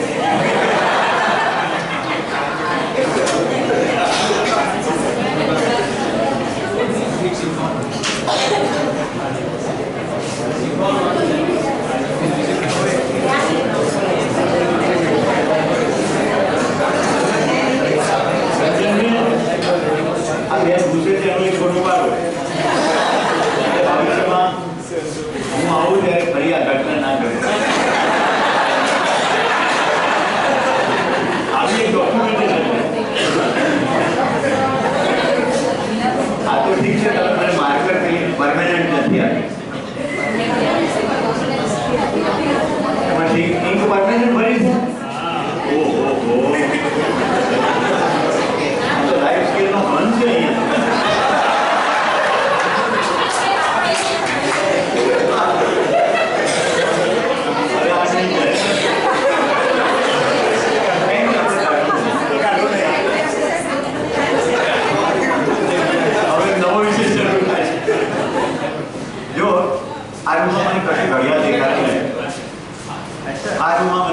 ઘડિયાળ દેખાતી નથી. આવા લક્ષા મેં આખા દેશમાં દેખ્યા કે વક્તાને ખબર જ ના હોય ક્યારે પૂરું કરવું. બિચારો કરવા માંગે પણ ઘડિયાળ દેખે તો ને. હવે મારા જેવા વખતે રાખ્યો હોય ફોન જોયા કે 5 ને 13 થઈ જાય, 5:30 સુધી કીધેલું છે એટલે હવે મારી પાસે 17 મિનિટ છે. તમને સમજાય છે મારો મુદ્દો? કારણ કે આપણે એવું વિચારતા નથી કે આયોજનમાં શું શું ધ્યાન રાખવું જોઈએ. આ પણ લાઈફ સ્કિલ છે. ખ્યાલ આવે છે? મોટા મોટા હોલમાં ઘડિયાળ ના હોય. આજે તમે હતા ને, હું જે હોલમાં હતો ત્યાં ઘડિયાળ નહોતી. મેં એમની બાજુ બેસી ફોન સેટ કર્યો કે જેની અંદર મોટા ડીસી આવે. નહીં તો મારા ફોનમાં સ્ક્રીન સિવાય કશું હતું નથી, બ્લેન્ક હોય. કમસે કમ મારે સમયમાં પૂરું કરવું પડે. મેં સમયમાં જ પૂરું કર્યું અને માગીને 3 મિનિટ વધારે લીધી. એનીવે, તો લાઈફ સ્કિલ શું છે? જીવન જીવવાના કૌશલ્યો જે બધાને જોઈએ. હવે આ સ્કિલ્સ બતાવી પહેલાં હિસ્ટ્રી કહી દઉં. વર્લ્ડ હેલ્થ ઓર્ગેનાઇઝેશન અને યુનેસ્કો, આના નામ ખબર છે તમે બધાને? આ બંને સંસ્થાઓ ભેગા મળીને બાળકો ભણી બહાર જાય, બાળકો કહું એટલે કોલેજ સુધીના બધા ગણી લેવાના. એ બહાર પડે તો પોતાની જિંદગીમાં એટલે શારીરિક રીતે હેલ્ધી રહે અને સામાજિક રીતે પણ હેલ્ધી રહે. કારણ કે WHO તો હેલ્થમાં રસ હતો અને WHO હેલ્થની ડેફિનેશન ફિઝિકલ વેલબિંગની સાથે સોશિયલ વેલબિંગ પણ કરી દીધી. એટલે બાળકો પરિવારમાં હેલ્ધી રહે અને નોકરી કરવા જાય તો ત્યાં પણ હેલ્ધી એટલે સ્વસ્થ રીતે કામ કરે. તો તો આખા વર્લ્ડમાં સર્વે થયો.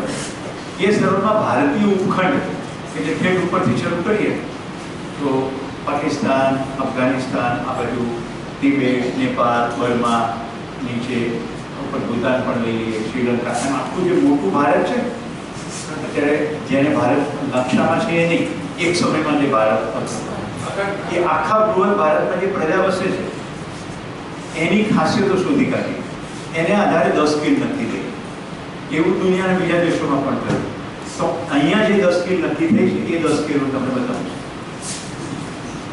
એમાં પહેલી સ્કીલનું નામ છે સેલ્ફ અવેરનેસ.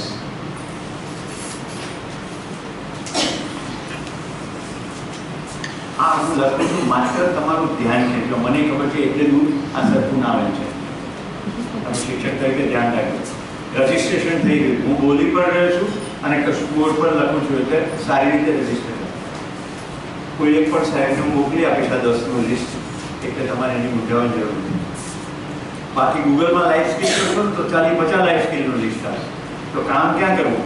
તો કામ ક્રિસ્ટલ ક્લિયર રીતે તમને દેખાય એના દસ્તાવેજો બધું રેડી છે. તો સેલ્ફ અવેરનેસ સ્કિલ એટલે શું? મને એવી ખબર હોવી જોઈએ કે મને શું ગમે છે, મને શું નથી ગમતું, મને ક્યાં ગુસ્સો આવે છે, મને ક્યાં નિરાશા આવે છે, ક્યાં મને ચીડ ચડે છે, ક્યારે હું અતિ એનર્જેટિક મહેસૂસ કરું છું, ક્યારે હું એકદમ લો મહેસૂસ કરું છું. તો મારે જે કંઈ કરવું હોય એ મારા અન્ડરસ્ટેન્ડિંગને અનુરૂપ કરવું. મુદ્દો સમજાય? મારે કશું ક્રિએટિવ લખવું છે અને મને એવી ખબર પડી જાય કે સવારે 5-6 વાગે હું લખવા બેસું છું તો મને લખવાની બહુ મજા આવે, તો પછી હું સાંજે નહીં લખું. સાંજે હું એકદમ લો ફીલ કરું છું, નહીં લખું. આ મુદ્દો ખ્યાલ આવ્યો? તો પોતાના વિશે ખબર પડે તો બધાની સાથે ડીલ કરવાનું થાય. હવે જો મને મંડેની વાતો ગમતી નથી. મંડે એટલે કેવી વાતો? પછી શું ખાધું, પછી ક્યાં ગયા, પછી આખા નાખા ડાયલોગ ચાલતા હોય. પછી અમે આબુ ગયા, પછી વલ્લભભાઈ અમને વેલકમ કર્યા, પછી મને હાથ પકડીને ખુરશીએ બેસાડ્યો. બસ શું છે ખાલી એટલું પણ આબુ રોડ ગયા, આટલું બધું લાંબુ પિંજર કરવાની ક્યાં જરૂર? પણ હું આજુબાજુ તો એવું જ સાંભળું છું. તો મને ખબર પડી કે હવે આમાં મને મજા નથી આવતી, તો મારે કોઈ મહત્વના નિર્ણયો લેવાના છે. એ વખતે શું કરવાનું? તો કે સ્વિચ ઓફ કરવાનું. એટલે હું મારી મેન્ટલ સ્વિચ ઓફ કરતો.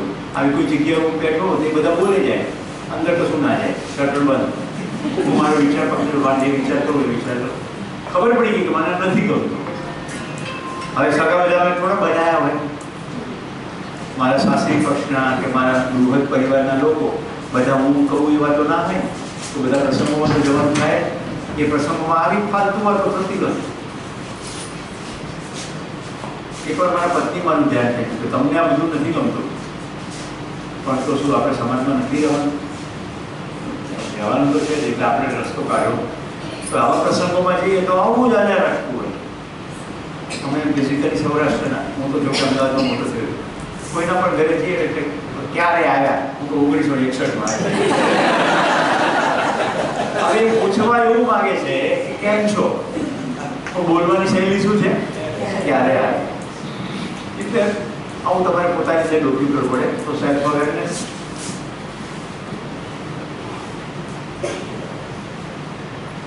ચટોર એટલા માટે કરું છું કે સેલ્ફ અવેરનેસ કેન્દ્રમાં છે અને પછી આપણે 3 ફેકલ્ટી છે. એક ફેકલ્ટીનું નામ છે ડુઈંગ, જેમાં કામ બહુ કરવાનું હોય. બીજી ફેકલ્ટી છે જેમાં વિચાર બહુ કરવાનો હોય, થિંકિંગ. અને ત્રીજું તમે કહો? આપણે દરેક વખતે કંઈક કરતા હોઈએ છીએ, કંઈક વિચારતા હોઈએ છીએ, અને હજી એક વસ્તુ છે એ તો ડુઈંગમાં આવી ગયું.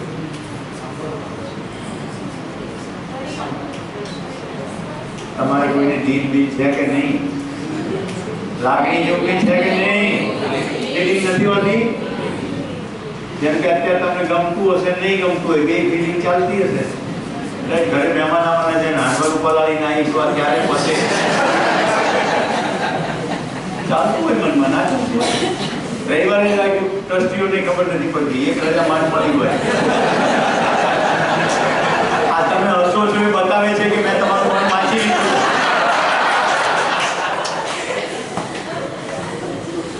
એમનો બધા દોડા નથી. બહુ મજા આવી જિંદગી જીવવાની. જેટલા બધા લોકોને હું મળ્યો છું અને એટલા મજાના અનુભવ ત્યારે, એટલે માણસ સાથે બહુ મજા આવે. પણ શિક્ષક કર્તવ્ય કરતા હોય તો, રાઈટ? નહીં તો તમે જો જજ થઈ જાઓ ને તો માણસને કેટેગરીમાં કરી નાખો, આ કામો ના નકામો. પણ જો રસ લો જિંદગીમાં તો બહુ મજા આવે. તો ડુઈંગની 3 સ્કિલ: કોમ્યુનિકેશન, વાતચીત કરવાનું કૌશલ્ય, રાઈટ? હવે ખાલી એક કોમ્યુનિકેશન સ્કિલની અંદર કોઈને કશું કહેવું છે કે કેવી રીતે કહીએ, જે મનમાં આવે એ કહીએ, જે યોગ્ય લાગે તે કહીએ, એટલે કોમ્યુનિકેશન થતું નથી, દફા થાય છે. ખરેખર કેવી રીતે કહેવું છે? પહેલો શબ્દ છે ભાવ. અસ્તિત્વમાં કશું છે કે જેવું જેવું મને સમજાઈ જાય એને કહેવાય ભાવ. મારી અંદર સ્થિર થાય. ભાવ એટલે લાગણી નહીં. લાગણી તો અપ એન્ડ ડાઉન થયા કરે, કભી ખુશી કભી ગમ. એક માતાને એના દીકરા પ્રત્યેનો ભાવ આખી જિંદગી એક જ સરખો રહે કે ગમે તેવું વર્તન કરે, કારણ કે અસ્તિત્વગત સચ્ચાઈ ખબર પડી ગઈ કે આ મારો દીકરો છે, અસ્તિત્વમાં દીકરો છે, એ મારી અંદર સ્વીકારાઈ ગયો, એને કહેવાય ભાવ.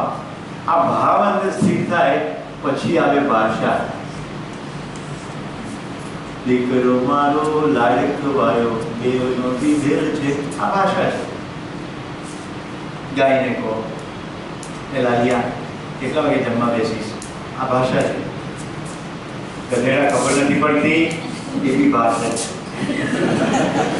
પણ ભાવ સ્થિર થયો નથી એટલે માણસમાં એને ગધેડો દેખાય, ગધેડો કહેવાય. નિશાળમાં શિક્ષકો શું કે વિદ્યાર્થી ડોબા તને નહીં સમજાય.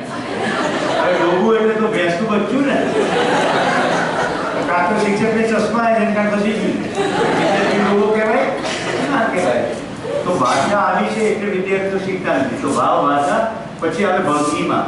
ભંગીમા એટલે ફેશિયલ એક્સપ્રેશન, આ બધા સંસ્કૃત શબ્દો છે. અને અંગહાર એટલે બોડી લેંગ્વેજ. આટલું રીતે થાય ત્યારે કોમ્યુનિકેશન થાય. આપણી કોમ્યુનિકેશન અહીંથી શરૂ થાય. આ છે જ નહીં. એટલે મૌલિકતા સમજાય ને એ ભાવ છે, એ આપણી અંદર સ્થિર થઈ જાય. ભાવ. જો એક મકરંદ દવેની કવિતાની પંક્તિ કહું છું, પકડવાની કોશિશ કરો.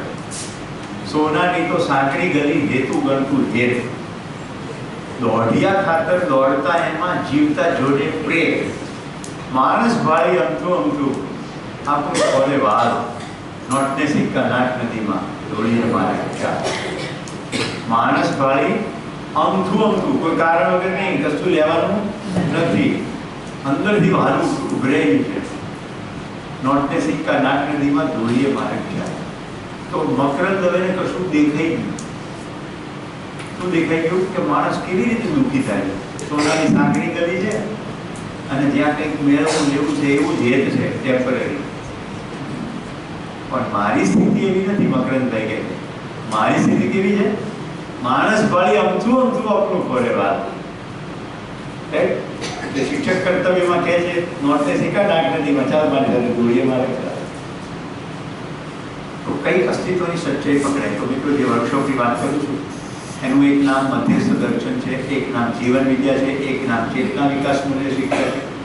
તો માનવીય ચેતના કેવી રીતે વર્ક કરે છે એ બધું સમજવાનું છે 7 દિવસના વર્કશોપમાં. આગામી કઈ તારીખ આપણે રાખી છે? દિશા ખાતે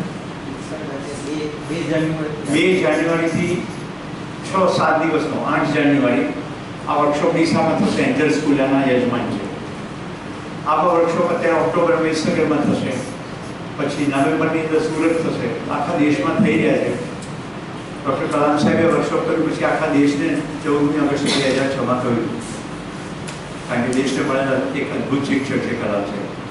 એમાંથી આઈઆઈટીના ડાયરેક્ટરોએ સાંભળ્યું, એમાંથી આઈઆઈટીમાં આવ્યું, જીમાં આવ્યું, અને નેશનલ એજ્યુકેશન પોલિસીમાં પછી બધાને બધી ખબર નથી, એટલે મારે આ તમને કહેવું પડે. તો કોમ્યુનિકેશન સ્કિલ, પછી બીજી સ્કિલ છે રિલેશનશિપ સ્કિલ. ઇન્ટરપર્સનલ રિલેશન, આંતરવૈયક્તિક સંબંધો. તમે બોલો એટલે કોઈની સાથે સંબંધ થોડો તો થાય.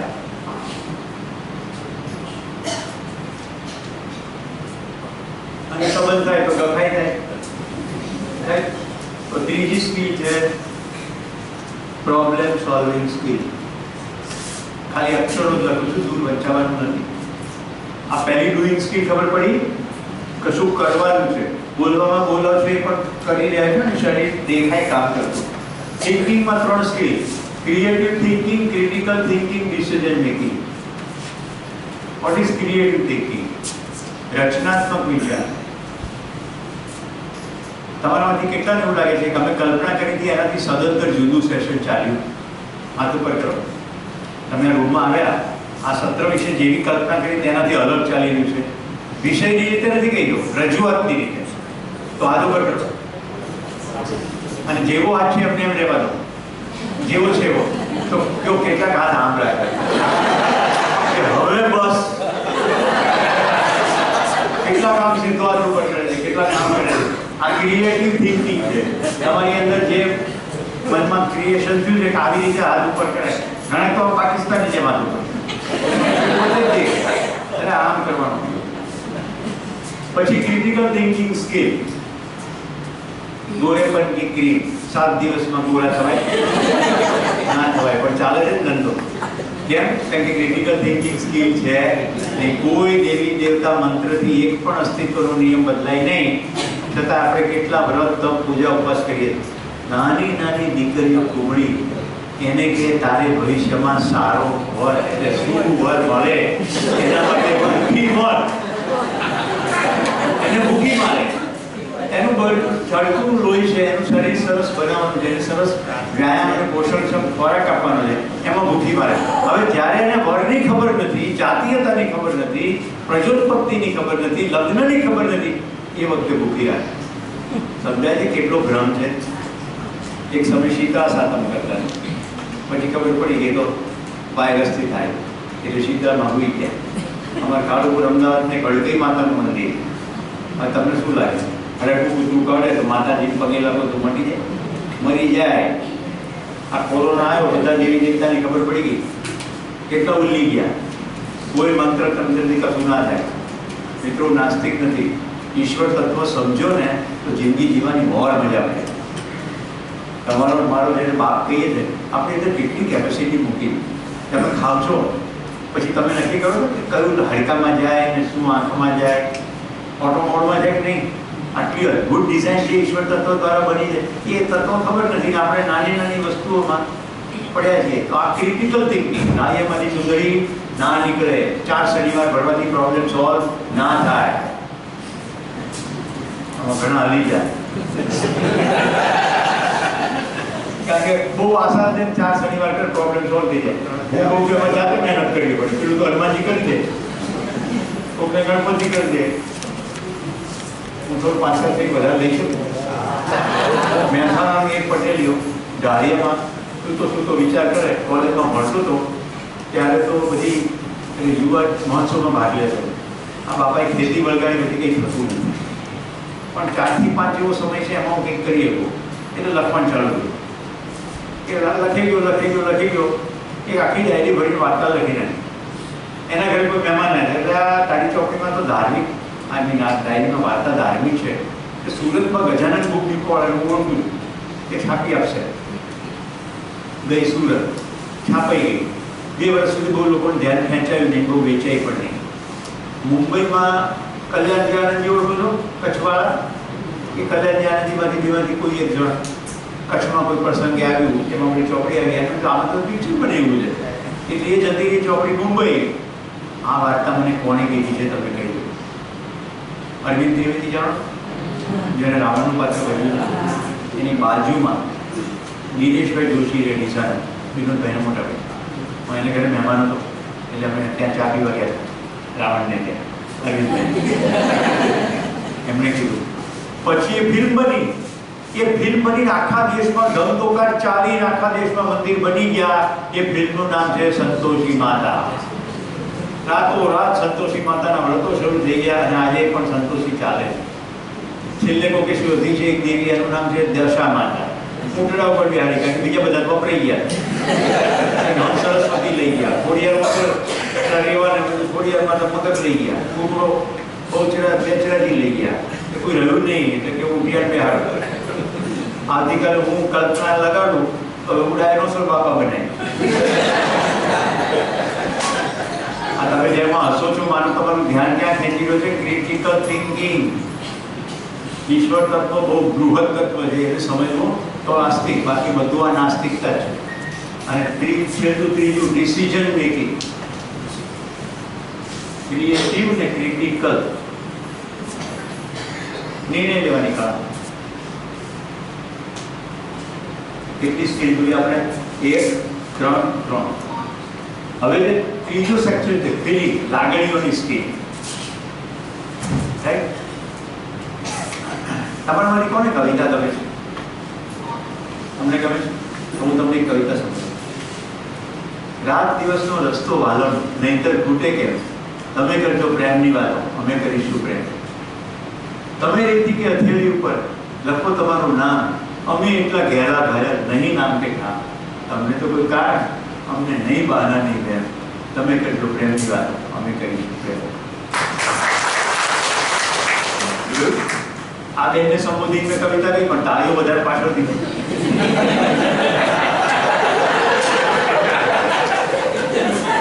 તો પહેલી સ્કીલ છે કોપિંગ વિથ ઇમોશન, પોતાની લાગણી રોકી શક્યા નહીં. આ તો સારી વસ્તુ હતી, તારી પડી મને ગમી, તમને કવિતા ગમી. પણ સામાન્ય રીતે ગુસ્સો આવે અને એ હેન્ડલ ના કરી શકીએ તો ક્યાં વ્યક્ત થઈ જાય? એક શિક્ષકનો ગુસ્સો છોકરાઓ પર. પતિ સાથે જામ્યું નથી, મૂડ ખરાબ કરી ક્લાસમાં આવ્યા, બધો ગુસ્સો પીરાડ્યો, તારા તો કોઈ દિવસ ઉઠીશ જ નહીં, હવે હકીકત પીળો દેખાય.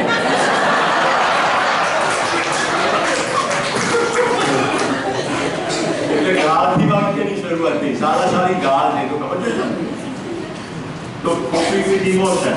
પછી કોઈ એક ઇમોશન કબજો કરી લે ને એટલે તાણ થઈ જાય, તો કોપિંગ વિથ સ્ટ્રેસ અથવા સ્ટ્રેસ મેનેજમેન્ટ.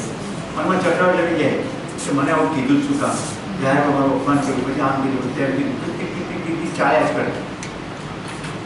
મિત્રો તમને નવાઈ લાગશે, કેટલા બધા રોગો સ્ટ્રેસથી થાય. એ રોગનું નામ છે સાયકોસોમેટિક ડિસઓર્ડર. તમે ચિંતા તાણ મુક્ત ને એકતા તમારા નિરોગી રહો. કેવા કેવા રોગ થાય? ઇન્સોમ્નિયા, અનિદ્રા, સોરાયસિસ, ચામડીનો રોગ, હાઇપરટેન્શન, અલ્સરેટિવ કોલાઇટિસ, ડાયાબિટીસ. પહેલા 5 કારણો હતા, છઠ્ઠું કારણ સ્ટ્રેસ આવ્યું. હાઇપરટેન્શન, બ્લડ પ્રેશર, આ બધા રોગો સાયકોસોમેટિક છે. હું નથી કહેતો, કોઈ પણ ડૉક્ટરને પૂછજો કે સાહેબ સાયકોસોમેટિક ડિસઓર્ડર એટલે શું, કે તમને કહેશે આ બધા રોગો. જેવી લાઈફસ્ટાઈલ બદલો એટલે રોગો રિવર્સ થઈ જાય. ડિઝીઝ છે, ઇલનેસ નથી. પહેલા ઇઝમાં હતા, હવે ડિઝીઝમાં આવે, તો વળી પાછા ઇઝમાં આવી શકાય. તો કોપિંગ સ્ટ્રેસ આટલું મિત્રો કર્યું. છેલ્લી સ્કીલ છે, એનું નામ છે એમ્પથી. મને આ બધું જેમ થાય એવું બીજાને પણ થાય. બધાએ નિર્ણય લેવાનો હોય, કોઈને ક્રિએટિવ થિંકિંગ સ્કીલ પુઅર હોય, કોઈને સરખું બોલતા ના આવડતું હોય. એમ્પથી. આનંદ કહે પરમાનંદાને, બાપલા માણહે ફેર. 1 લાખ દેતા ન મળે ને બીજા ત્રામિયાના તેર. કાઠિયાવાડી ભાષા છે, શુદ્ધ ગુજરાતી કરી તો. આનંદ કહે પરમાનંદને કે ભાઈ માણસે ફેર. 1 લાખ રૂપિયા દો ને તોય ના મળે, અને બીજો 1 રૂપિયા 13 મળે. એટલે માણસની વેરાયટી થઈ ગઈ. બીજી રીતે વાત કહેવાય છે. જો એમ્પથીના ઉદાહરણ,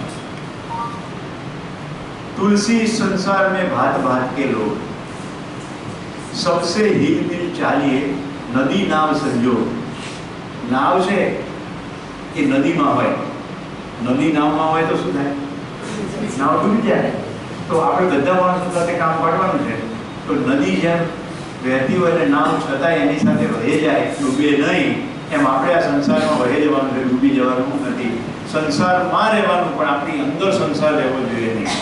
તો સંસારમાં પીડા, હત્યા, બળાત્કાર, ભ્રષ્ટાચાર બધું સંસારમાં છે. અસ્તિત્વમાં ક્યાંય નથી. અસ્તિત્વ તો અદ્ભુત સજેલું છે. રાઈટ? વનસ્પતિ સજેલી છે, આપણું ખોરાક મળી જાય છે, આ ઓક્સિજન પદાર્થ વ્યવસ્થા સજેલી જ છે, ગાયનું દૂધ આજે પીએ જ છે, જીવો પણ સજેલા છે. બધો પરસ્પર એકબીજાના પરસ્પર અવલંબનમાં છે. પરફેક્ટ ડિઝાઇન છે. માણસ જ ખાલી કલ્પના કરે. તો આવી ખબર પડે એને એમ્પથી કહેવાય. આ ટોટલ આખી વસ્તુ ત્યારે લાઈફ સ્કીલ 10 સ્કીલ છે. 10 સ્કીલ મજાથી ભણાવી શકાય. તમને લોકોને શીખવાનું મન હશે અને બધું ફિઝિકલ થતું હશે તો હું શીખવવા આવીશ. મને તો શીખવાનું ખૂબ ગમે. મેં તો એક જ લીધો છે કે આપણા શિક્ષકો જો સમૃદ્ધ થાય ને તો જ ભારત સમૃદ્ધ થાય. મિત્રો, એક નીતિને નિયમ મૂક્યા વગર પદ, પૈસા, પ્રતિષ્ઠા બધું જ મેં મેળવ્યું. એટલે મારી અંદર એવી કશું પ્રાપ્ત કરવાની ભૂખ નથી. પણ એવું જરૂર થાય છે કે આ શરીર શાંત થાય પહેલાં, કારણ કે ફરી અહીંયા જવાનું છે. મારી સાથે બધા ગાજો.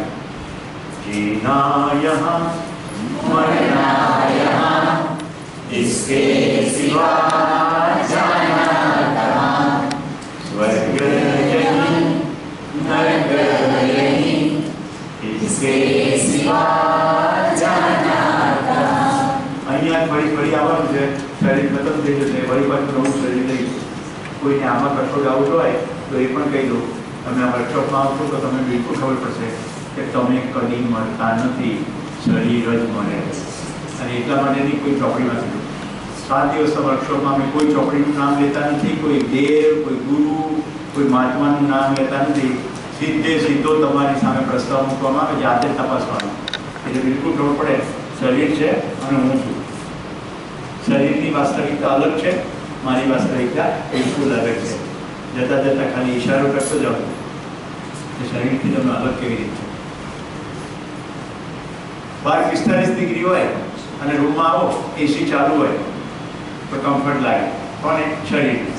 પણ ડખા થયા હોય ને ઘરમાં કોઈની બી સાથે તો 45 ડિગ્રીમાંથી 18 ડિગ્રી આવો ને તોય ઠંડક લાગતી નથી. આપણે શરીરથી અલગ છીએ. જ્યારે સમાધાન છે ત્યારે જ અંદર કાઢોડું ને હળવાશ લાગે છે. એટલે શરીરની જરૂરિયાતો પૂરી થાય તો આપણી પૂરી થતી નથી. એ રીતે આપણે અલગ છીએ. જેમ જેમ આપણી સમજણ પડતી જાય તેમ તેમ જીવવાની મજા પડે. મિત્રો, મને ખૂબ મજા પડે છે એટલે હું તમારી સાથે મારી મોજ વેચવા દઉં. એક માણસ જ આવું કરી શકે કે બીજા માણસને પોતાની ખુશી વહેંચે. તો ફરી એકવાર બહેનને એક બંધ કર્યો. ગમતું હોય તો અલ્યા ગુંજે ના ભાઈ, તમારે તાળીઓ પાડવાની છૂટ છે. ગમતા ન કરીએ તો મેં તમારી વચ્ચે મારું ગુલાબ વેચ્યું. તમે ખૂબ એકાગ્રતાથી મને સાંભળો. ભાઈ સતીશભાઈનો અને બધા ટ્રસ્ટીઓનો આભાર માનું છું, આચાર્ય વગેરેનો, જેમણે તાત્કાલિક આ બધી સૂચના પ્રમાણે ગોઠવી દીધું. તમે રવિવારે આથી આવ્યા હતા તો આવી ગયા. એ બધા આભાર. મને આંડવો ખૂબ ભાવે છે. ભવિષ્યમાં અહીંયા ક્યારેક આવું તો યાદ રાખી ખવડાવું. ધન્યવાદ.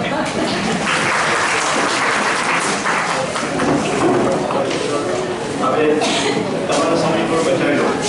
આપણી વચ્ચે આજે સ્ટુડન્ટ બધાનો ઠીકથી સમય ફાળવીને આવ્યા. આભાર માનું છું.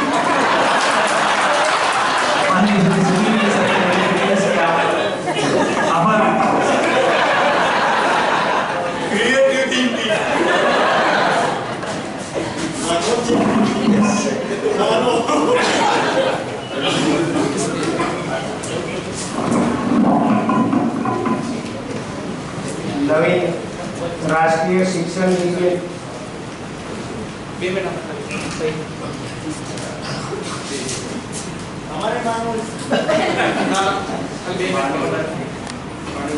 જે મોજની અભિવ્યક્તિ છે આપની એને વધારે વિશેષ વાત.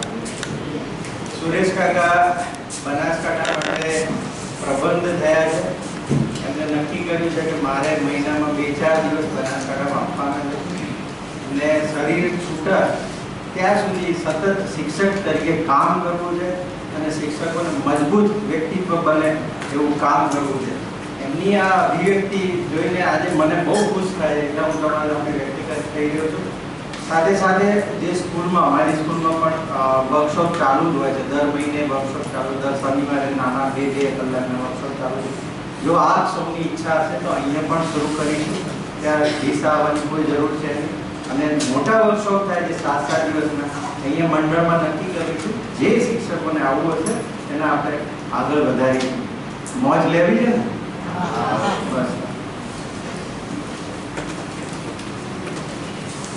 નવીન રાષ્ટ્રીય શિક્ષણ નીતિ અન્વયે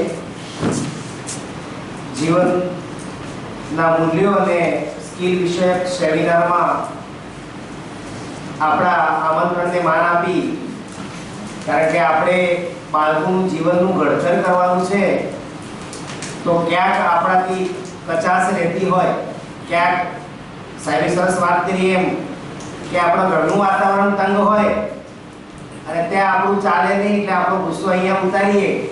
આવા બધા પ્રશ્નોનું ઘણા બધા સોલ્યુશન સાહેબ જોડેથી આપણે હજુ માર્ગદર્શન લેવાનું છે. અવારનવાર આપણે વર્ષમાં સાહેબ સાથે આવા સેમિનાર કરી અને સાહેબની અંદર આવા ઘણા બધા મૂલ્યો પડેલા છે જે એમને પીરસે અને આપણે આપણા અંદર આચરણ કરીએ, ઉતારીએ અને આપણા જીવનમાં પણ આગળ પ્રગતિ કરીએ. એ બધાને પહેલા તો શુભેચ્છાઓ. આજના પ્રસંગ માટે સાહેબને કન્વિન્સ કરી અને સતીશભાઈ નો અંદર બહુ સારો ભાવ છે. એકવાર સતીશભાઈ માટે પણ આપણે તાળીઓ પાડીએ કે આપણા સ્વસ્તિક પરિવારને એમને લાભ આપવા માટે ખૂબ પ્રયત્નો કર્યા છે. તો સુરેશભાઈ કાકા આપણી વચ્ચે આજે સમય નીકાળી અને ઉપસ્થિત રહ્યા બદલ સ્વસ્તિક શૈક્ષણિક સંકુલ અને શ્રી સોલગામ યુવા પાટીદાર પ્રગતિ મંડળ વતી આપણે એમનો હૃદયથી ખૂબ આભાર વ્યક્ત કરીએ છીએ. સાથે જ પોતાનો કિંમતી સમય ફાળવી અને અમારા ટ્રસ્ટી મંડળના અશોકભાઈ, સતીશભાઈ, હસમુખભાઈ, સંસ્થાના આચાર્યશ્રીઓ અને તમામ ગુરુજીઓ ઉપસ્થિત રહ્યા એ બદલ સંસ્થા વતી તમામનો દિલથી ખૂબ ખૂબ આભાર વ્યક્ત કરું. બસ એ વસ્તુ.